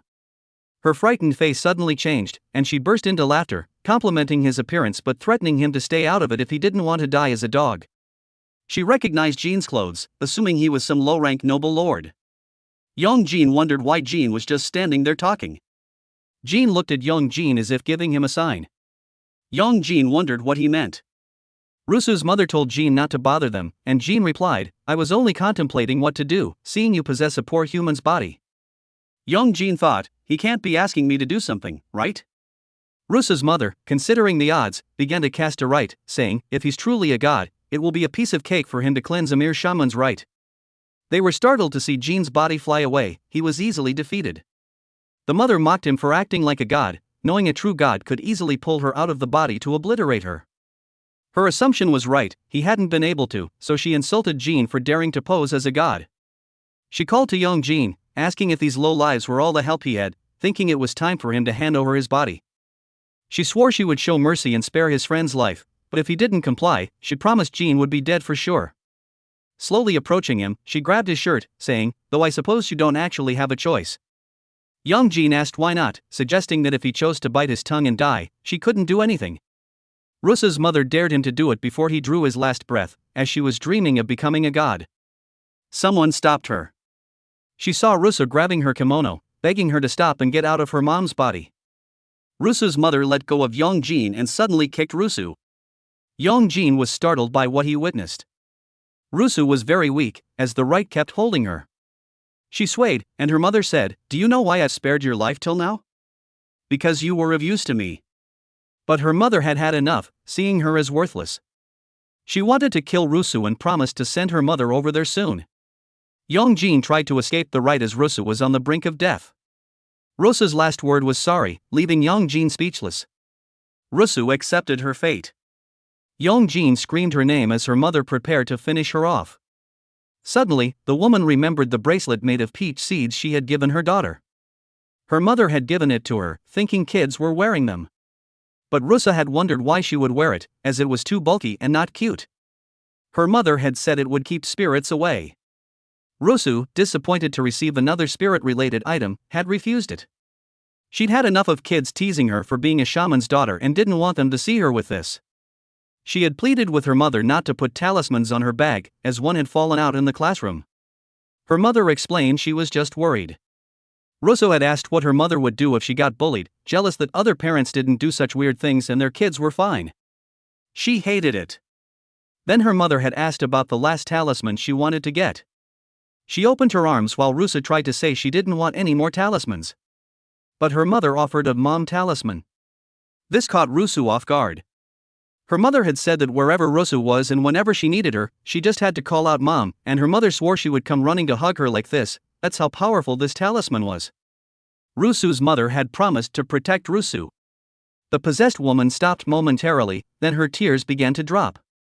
Russo noticed it. It turned out that Russo's actual mother had regained her senses and told Russo to run.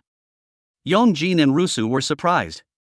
The mother began to falter and turned to Russo. She grabbed the knife from earlier. Russo, starting to wonder what she was doing, saw her mother point the knife towards herself. Realizing what her mother intended, Russo screamed for her to stop. But her mother called her name and apologized before stabbing herself to save her daughter from the possessing spirit. They couldn't believe what they had just witnessed. Blood dripped to the ground. Russo immediately rushed to her mother, but it was too late, she was slowly falling. Russo tried to wake her mother while Yongjin started to lose himself, remembering Russo's earlier words of apology. He couldn't believe he had done nothing and just watched her cry over her lifeless mother. He started blaming himself, thinking this wouldn't have happened if not for him. Yongjin was breaking down, blaming himself for what these spirits were doing. He remembered people telling him he should never have been born, that he was the reason his parents were killed, assuming that without him, there would be no evil spirit. It turned out that a long time ago, Yongjin had been in a tragic accident that caused his parents' deaths. The room began to emit a bad aura. Then the spirit that had possessed Russo's mother, Sanaki, started to come out. She couldn't believe Russo's mother had gone crazy enough to kill herself. Russo eagerly wanted to kill her. Sanaki summoned her weapon, preparing to strike Russo and finish them off. But something suddenly slashed her, her spear was cut in half, along with her hand. She had no idea what had happened. But as she looked at Yongjin, she was surprised. Yongjin dragged his sword, seemingly possessed by an unknown power. The dragon inside him had awakened. Jin shivered, wondering if this would suffice. Sanaki got mad, asking Yongjin if he had lost his mind. But as she was speaking, Yongjin vanished into thin air. She looked around to find him but was caught off guard as Yongjin appeared right behind her. She managed to dodge his attack and tried to get some distance. The beads of her necklace fell to the ground, the only thing hit. She was surprised and wondered how Yongjin had been able to break free of her spell, especially since he was only a mere human. She ordered the tormented unborn spirits again. The tormented spirits let go of the children, who immediately checked on each other. Boxen confirmed she was fine but was more worried about Russo's mother. The tormented spirits repaired Sanaki's hand, helping her regenerate. But Yongjin suddenly jumped, maneuvering himself towards Sanaki. Sanaki prepared her weapon, parrying Yongjin's attack, but she was having a hard time as Yongjin overpowered her. She was pushed back, and Yongjin sliced her spear in half. Yongjin flipped his sword, then stabbed Sanaki's hand. Enduring the excruciating pain, she pulled her hand free and jumped away. Sanaki asked what he was, confused because earlier she could deteriorate him with even a weak spell, so she assumed Yongjin had done something special. But she was still confident she could kill him since he was a mere mortal. She was startled as Yongjin suddenly smiled. Even the spirit children were surprised by him. Yongjin grabbed his sword, charging towards Sanaki. She panicked but came up with an idea when she saw the jar with an embedded spirit. She tossed the jar, thinking it would help her. Yongjin prepared his sword and shattered the jar. But instead of a spirit, the jar only contained centipedes. Sanaki teased him for being a fool for destroying the jar. Then something suddenly stopped Yongjin, making him fly away. Yongjin thrust his sword into the ground to stop himself. It turned out that a huge centipede had been summoned. Sanaki declared this was no ordinary demon but a fiend created from malicious curses, sure he wouldn't be able to defeat it. The spirit children had mixed reactions, wondering what it was. But Russo started to get worried because Yongjin was acting so differently. Meanwhile, Sanaki was surprised that the spirit, the centipede, had landed a stronger blow than she expected. She was planning to return to a human body and went to her client from earlier to use it. Even though it wasn't the best, she thought Young Jin wouldn't dare attack a fellow human. She began to possess the body. But she was interrupted as the cursed centipede blasted at her back. She slowly turned around and saw Young Jin had defeated the cursed centipede with a single swing. She couldn't believe it. She started to twitch and mocked Young Jin, asking how foolish he could be. She revealed that the cursed centipede wouldn't die even if its head was cut off. Instead, it would grow another head on the other half. The cursed centipede regenerated its other body. Sanaki ordered the cursed spirit not to kill Young Jin but to tie him down. She was admiring the prospect of becoming a god and was desperate to use Young Jin's body. The cursed centipede suddenly screeched. She turned around and saw it going crazy, its body starting to deteriorate. Sanaki couldn't believe it. Young Jin licked his lips with a menacing look. Sanaki fell to the ground in disbelief, terrified of Young Jin as her fiend was easily defeated. She was anxious as Young Jin slowly approached her. Jin called out to Young Jin. His attention shifted, but he raised his sword and suddenly swung it, almost hitting Jin, threatening him. Then he turned around again, more interested in Sanaki. As she looked at Young Jin, she wondered about his aura, realizing he was no longer human and that something seriously wrong was about to happen. So she immediately ran away to save herself, barging through a door, desperate to escape. But even though she managed to get out of the house, Young Jin still caught up to her, slamming her head to the ground. Then Young Jin rode on her back as if she were a skateboard, stepping on her face. Young Jin raised his sword, so Sanaki tried to escape, knowing what would happen next. Young Jin crushed her head, stepping on it harder, slowly crushing her skull. She asked Young Jin how he dared to do this. Saki's memories resurfaced, recalling a past life where she was burned by people for reasons unknown, a fate that prevented her ascension to godhood. Long ago, in a peaceful village, the inhabitants were deep in prayer to their god, while one among them, Saki, performed a ritual dance. Upon completing her dance, Saki, who harbored dreams of divinity, announced to the villagers that the spirits were pleased and would bless them with rain the following day. Later that day, she shivered, perplexed by the continued absence of rain. Overcome by frustration, she kicked a table, unable to accept that her prophecy had failed. This led her to question the very existence of the gods, beginning to believe her powers were solely her own, independent of any divine source. When someone approached, they were startled by her agitated state and quickly departed as her demeanor grew increasingly erratic. Rumors soon spread that their priestess's powers had vanished because she had angered the gods. This assumption gained traction because she had been seen breaking items at the altar. Unbeknownst to them, Saki overheard their whispers. A man was startled when Saki called out to him. She prophesied a plague upon his household, instructing him to offer a sack of rice to Zhou Wang at the altar to avert this disaster. His companion was taken aback, as a sack of rice was a significant offering in those times. The first man mocked Saki, accusing her of trying to swindle him because her own household had run out of rice, suggesting it was a broad daylight deception. Despite his friend's attempts to silence him, he continued, calling her a quack whose prophecies were mere theatrics. He further insulted her, "You're a wretched woman. This village gave you a home because we're a blessed one, and what? You dare repay us with curses? To hell with you. I don't want to see the likes of you." However, their bravado wavered when Saki confronted them for mocking a shaman who conveyed the god's will. She asked if they did not fear the heavens. But the man, undeterred, yelled back that everyone knew she was wretched. After that, Saki left them. The next day, the man who had confronted her died. People assumed this was a punishment from the heavens for disrespecting the priestess. While they discussed this, Saki hid in an alley, overhearing them talk about her supposedly lost divinity. They also mentioned that the Park family next door had already made arrangements with her for a right to Sam Shin, the deity overseeing childbirth. It turned out she had unleashed a cursed, tormented spirit upon them, leaving them confused as to why their babies were being snatched away. Later that day, life seemed to return to normal. But one night, distress gripped the village when a mother lost her child, prompting a frantic search. Elsewhere, it was revealed that Saki was kidnapping children. She would make them desperately hungry and then lure them with a snack. As a child instinctively crawled towards her for a biscuit, she would use it as bait and then cut off their fingers. Little did she know, someone was approaching and witnessed the gruesome scene. Later, Saki started looking for Domai, the child reported missing. She manipulated the situation by calling out that children who strayed after dark were snatched away by tigers, attempting to lure Domai out. It turned out Domai was hiding inside a jar. That night, as everyone began a ritual, Domai's mother prayed for her daughter, only to be startled when Domai appeared, covered in dirt. She hugged her daughter, who then looked at the priestess and eventually revealed the dark truth about their priestess. Everyone was utterly shocked. Their reactions were indescribable. The priestess knew this was bad for her.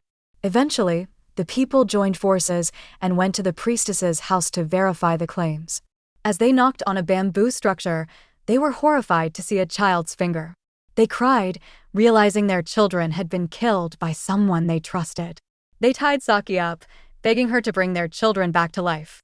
But she showed no remorse, taunting, "Don't make me laugh. You all wanted this. You all sought to have your selfish wishes fulfilled no matter the cost." She jeered that their own greed had offered up those babies, calling them fools. The people threatened her, saying the heavens would surely pass judgment upon her for being a wicked woman. She retorted, "The heavens' judgment? Don't be silly. Had such things existed, would your children have met such a cruel fate?" One of the victims' mothers stole a torch and threw it at Saki's altar, causing the fire to grow larger. Instead of screaming in pain, Saki declared, "Gods don't exist." Their eyes widened as she proclaimed, "She's a god that exists." She swore that with her death, she would become a god, the one who curses them in their resentment. Suddenly, blood flowed around them, and a magic circle appeared on the ground. Jars inside the room began to rattle and shatter.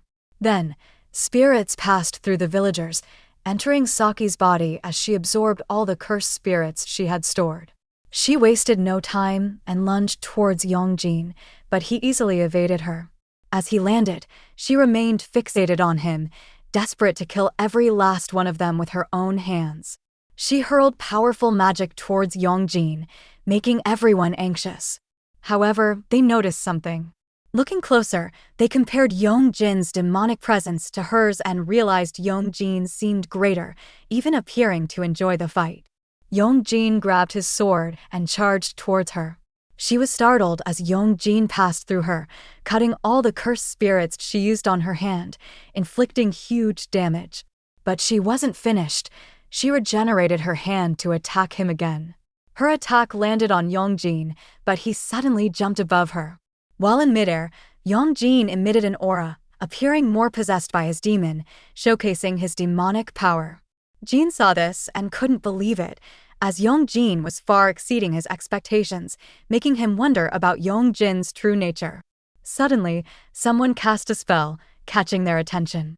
Its magic interrupted the fight, blasting Saki, now referred to as Synoxy in some translations/contexts, but we'll stick to Saki for consistency unless the text explicitly changes it, and Yongjin out of the situation. A man snapped his fan, and Yongjin looked at him with wonder. The man pointed his fan and channeled a disperse spell at Yongjin, hitting him immediately and rendering him unconscious. It turned out this was the same individual who had previously thrown a ball at Yongjin's head. This person, a kid, managed to return Yongjin to normal, his magic causing Yongjin to lose consciousness. Eventually, this man revealed the kid's name as Ja, the deity of the earthly branches. Ja simply looked at them. Then, other children approached him, crying hard after witnessing the cruel scenario. However, Saki or Synoxy tried to crawl towards them, but instead of being scared, the children were disgusted by her appearance. She crawled towards Ja, asking what he was. She was surprised that Ja possessed the power of the gods and asked how he was able to have it. Ja told her, "Because I am a god." She was dumbfounded. Ja added that he was a deity of the earthly branches, revealing himself as Ja, the lord of the heavens. Saki still couldn't comprehend her situation. While crawling, she asked Ja, "You're really a god?" The children started to pity her. She began to cry and crawled towards Ja, grabbing his clothes. She asked, "Why were my prayers ignored? Why did you not come to me even once? I sought you so desperately. So why? Had you helped me back then, I wouldn't have ended up like this. How could you have left me to die?" How could a god turn their back on a human who prayed to them? Ja shrugged off her grip and asked what prayers she was talking about. Ja reminded her that judging by the nature of her prayers, she clearly prayed for her own self-serving desires. He added that no god would ever lend an ear to such prayers. Eventually, the tormented spirits of the children began to leave her body. Ja explained to her that she was blinded by her own greed, had lost sight of her duties as a shaman, and indulged in the 10 evils. She tried to deny it, but Ja knew about her wrongdoings and pointed to the unfortunate spirits who lost their way because of her. She tried to blame the people who demanded their desires be fulfilled. But Ja told her to shut up, stating that even if her body were ripped into shreds and set ablaze for all eternity, her suffering would still be nothing compared to theirs. So Ja swore she would fall to hell. And for each finger you took from these babies, and for every human that suffered because of you, karma shall ensure you pay your rightful dues. Ja began to cast his might, calling it meow. When he swung his fan, a dark aura swirled around them, then gathered in the sky, transforming into a dark moon. Saki begged Ja for mercy, pleading that she couldn't afford to die like this and asked for another chance. But Ja decided to make her soul perish in eternity. Just like that, she finally vanished. Ja immediately asked what happened to Rusu's mother. Boxen acknowledged him, informing him that she was stabbed by a dagger. Ja wasted no time and headed inside their house to check on the mother's condition. Rusa wondered who he was. As Ja stepped closer, Rusa held her mother protectively, thinking he was one of Saki's faction. Ja was glad that her mother was still breathing and sighed in relief. Then he cast his spell once again, but this time he used his floral meadow, and a flower suddenly appeared above them, presumably to heal her. The floral meadow spell manifested as a flower blooming upon Rusa's mother, then slowly embedding itself into her body. Everyone present was surprised and amazed by Ja's evident power. Ja tapped his fan on his head, seemingly binding the magic to her body. Rusa was worried, but Ja reassured her, saying her mother was merely asleep now. Rusa gently touched her mother's face, and her mother smiled at her. Tears welled up in Rusa's eyes as she realized her mother would survive, while the other children were overjoyed to see her mother was fine. The spirit children looked on with pride at Ja, who had showcased his power as the Lord of the Heavens. Rusu, surprised to hear this title, immediately bowed her head and thanked Ja for helping them. All of a sudden, Ja coughed, and the cough left a bloodstain on his kimono, which seemed to irritate him. Ja told Rusu that he had a favor to request as a token of her gratitude. He clenched his fan, then swung it, casting a spell he called Flowing Mirror. This spell allowed the tormented spirit children to escape from the hellish parallel dimension they were trapped in. Their severed fingers scattered around, and Ja instructed Rusu that once her mother awoke, she must hold a keen doge, a memorial rite to send the spirits of the deceased to a better place, using the fingers of those children. As Ja went outside, he looked at Yongjin, who was being watched over by Jin. Ja smirked and called out to Jin, telling him to get out of his way. Ja raised his fan and bonked Yongjin on the head. Yongjin slowly regained consciousness, confused about the man before him. He looked around, wondering what had happened. He also noticed a fluffy, smoke-like substance holding him, which Ja eventually dispelled. Since Yongjin was without underwear, he instinctively covered himself. He noticed the unusual messiness of the place and began to ponder what had occurred and where he was. The only thing he clearly remembered was his mother stabbing herself, causing him to worry deeply about her. However, he didn't realize Rusu was already right beside him. She squished his face and asked if he was okay. Yongjin yanked her arms away, and she began to cry, relieved, and apologized to Yongjin for involving him in her situation. Yongjin shifted their conversation, asking about her mother and if she was all right. Rusu replied, "Yeah, Lord Ja and the spirit children helped us. Her wounds were healed, and she's asleep now." Yongjin didn't understand what she meant, as he had missed out on critical plot developments. Jin asked him if he had returned to his senses. Yongjin, still full of confusion, asked what exactly had happened. But Jin told him that he would explain everything on their way home. Ja teased Jin, saying he couldn't wait to see how Jin would explain this one. They were flabbergasted by Ja's sudden appearance. Eventually, Rusu revealed to Yongjin and Jin that this was Lord Ja, the Lord of the Heavens. As Yongjin looked at him, he recognized him as the same person who had thrown a ball at his head earlier. When Ja suddenly coughed up blood again, they began to get worried.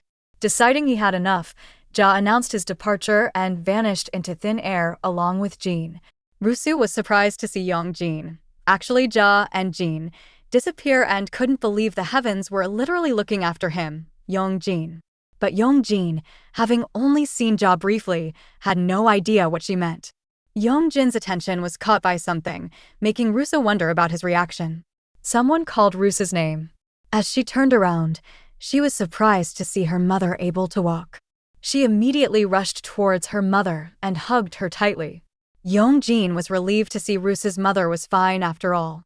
From afar, an old man was touched by this lovely scene. He grabbed his basket, planning to leave, glad that these children were okay. Because of this, he rewarded them with his rice cakes. Yongjin and Jin eventually headed back home. Yongjin looked at his phone and checked when his delivery had been made. It was 8 hours ago. Upon inspecting all the things he had bought, he found they already looked damp.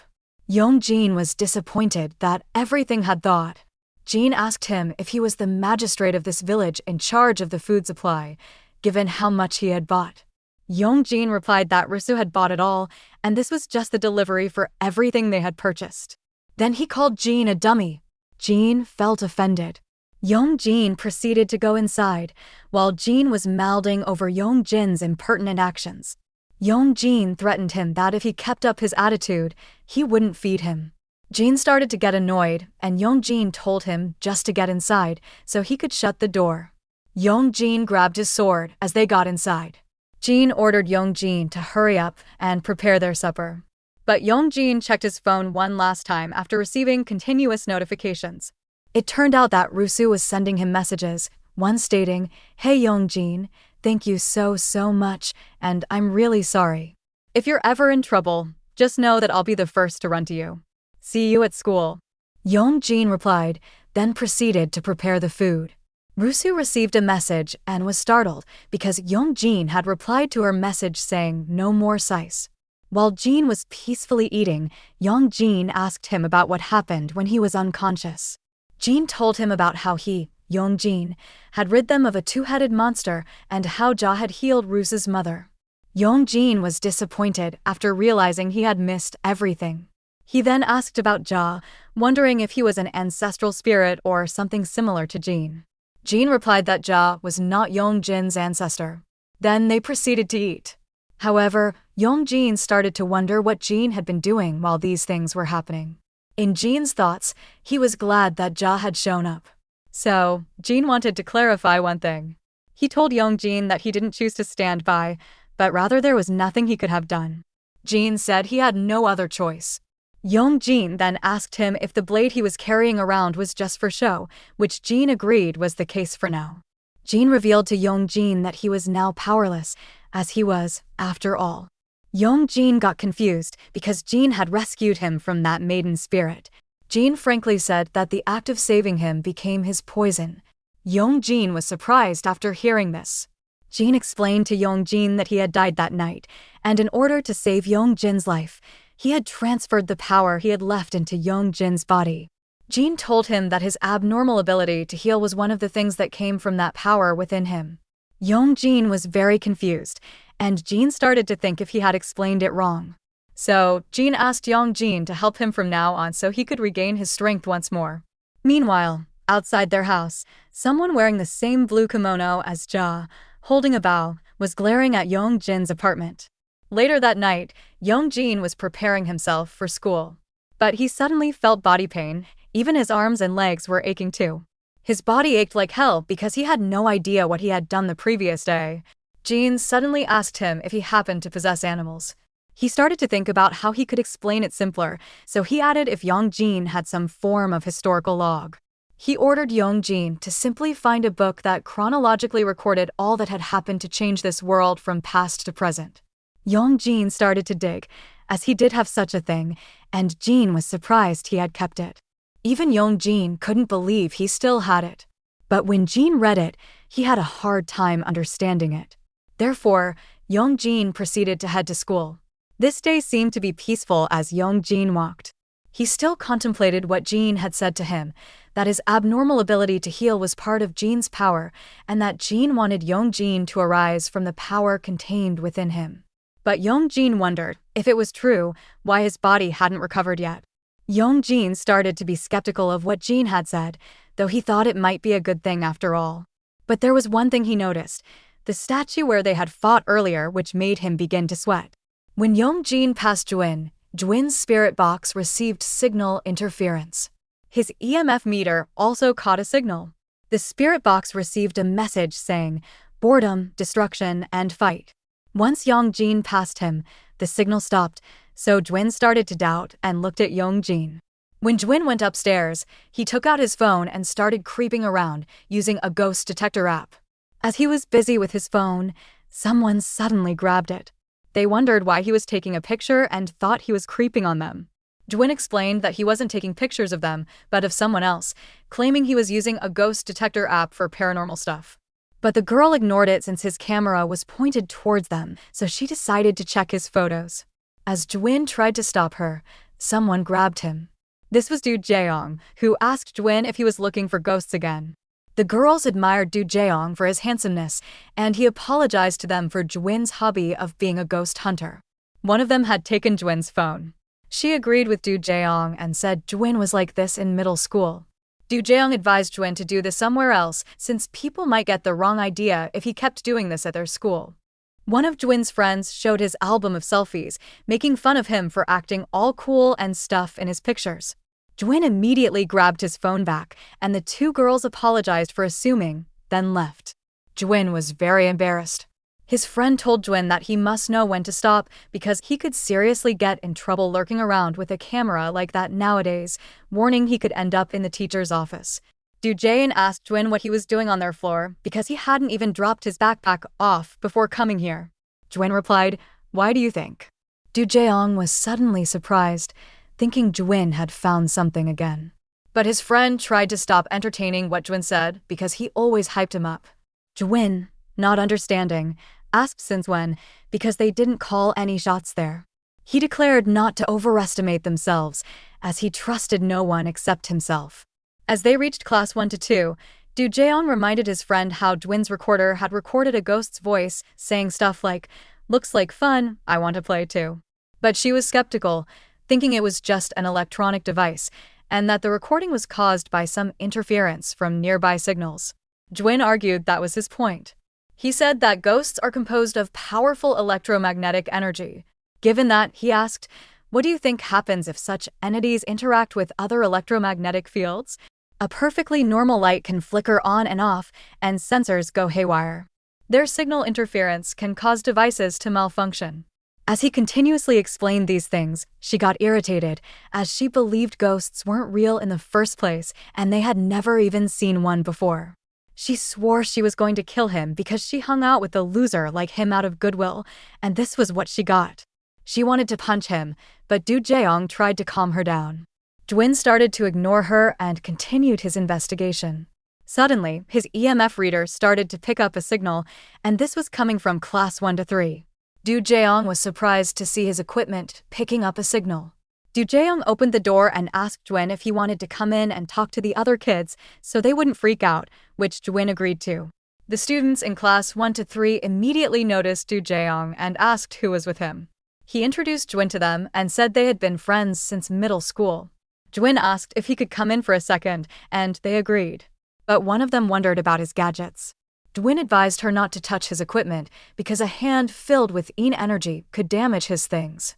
As everyone was focused on Du Jeong, Yongjin was busy on his phone, texting Rusu. She was asking Yongjin if he could come to the science lab since she had something to give him. She didn't want to go alone because she didn't want anyone to get the wrong idea. Yongjin replied, asking if she could give it to him after school, and Rusu just replied, So Yongjin felt he had no other choice. One of his friends asked if he was going somewhere, to which he replied he was just going to the bathroom. But as he was about to leave, he noticed the back door was being taken over by Du Jeong and his group. He couldn't decide where to go since both the front and back doors were overtaken.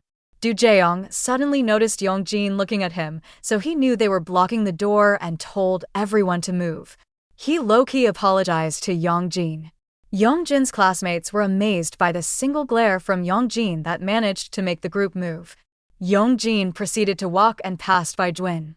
Jwin's equipment went crazy as Yongjin walked beside him. Even his spirit box said words: death, destruction, blood. The students were frightened after hearing it. They asked what was wrong with Jwin's device. He then declared that the paranormal activity that was detected in Du Jaeyoung's classroom, he thought he had found its source. Rusa handed Yongjin a bracelet, explaining that her mom had made them. Yongjin seemed a bit disappointed to have been called just for this. He took it and asked her to thank her mom. Rusu, however, wondered if he wasn't going to put it on.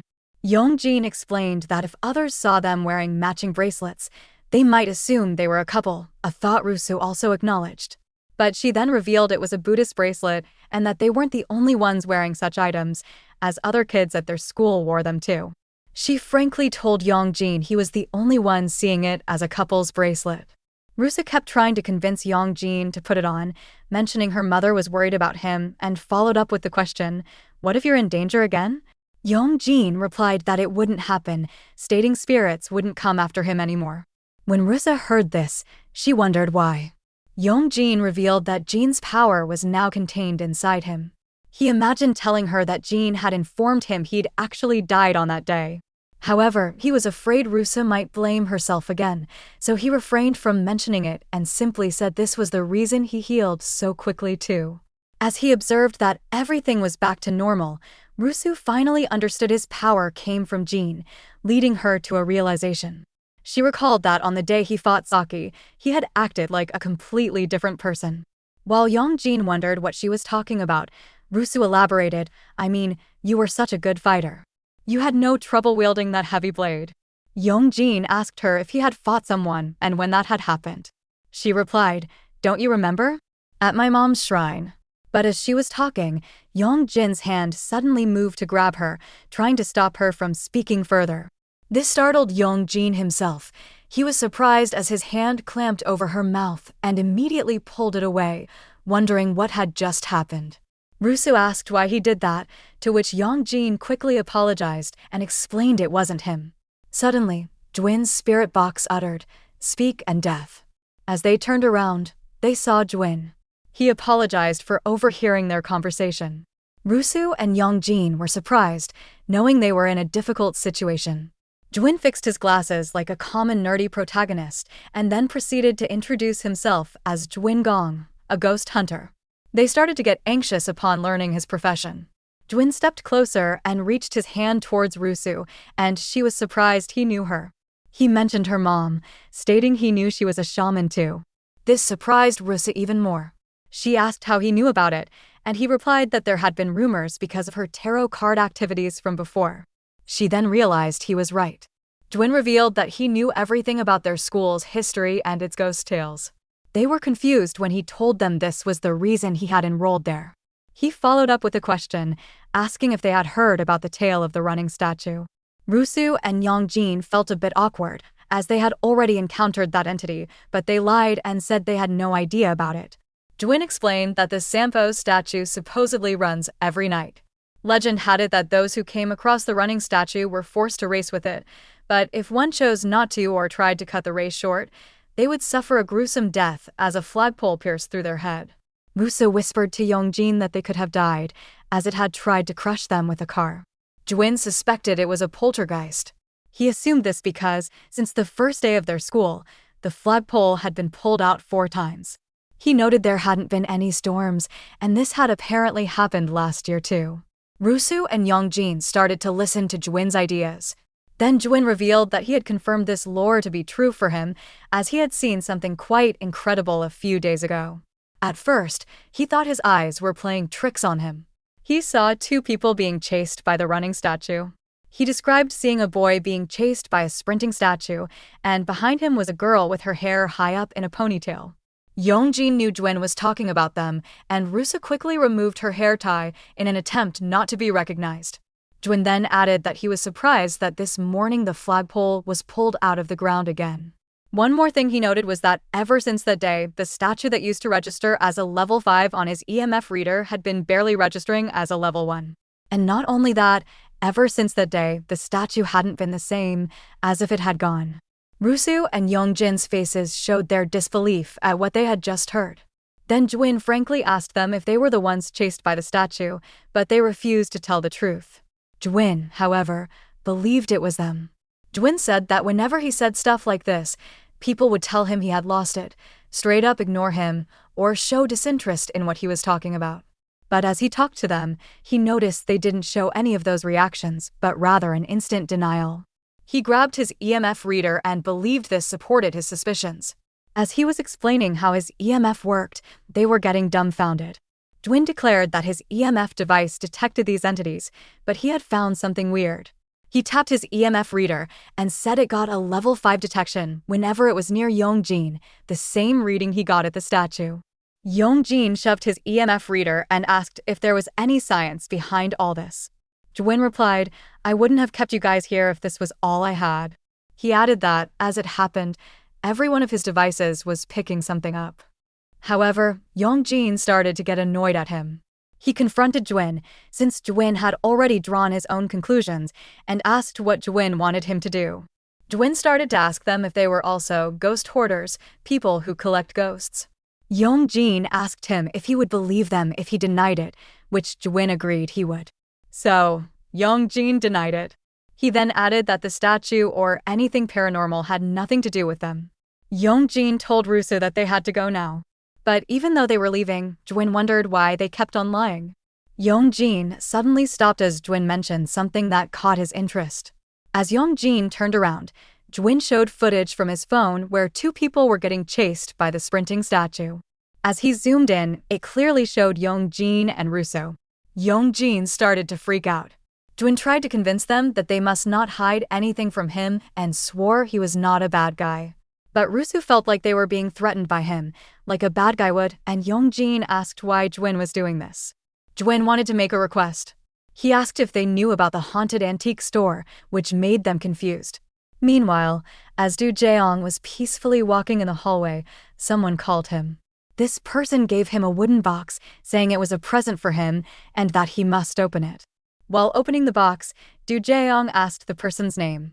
Du Jeong apologized, as he didn't recognize the name, which made this person express disbelief that Du Jeong couldn't recognize him. Then he called Du Jeong a two-faced jerk.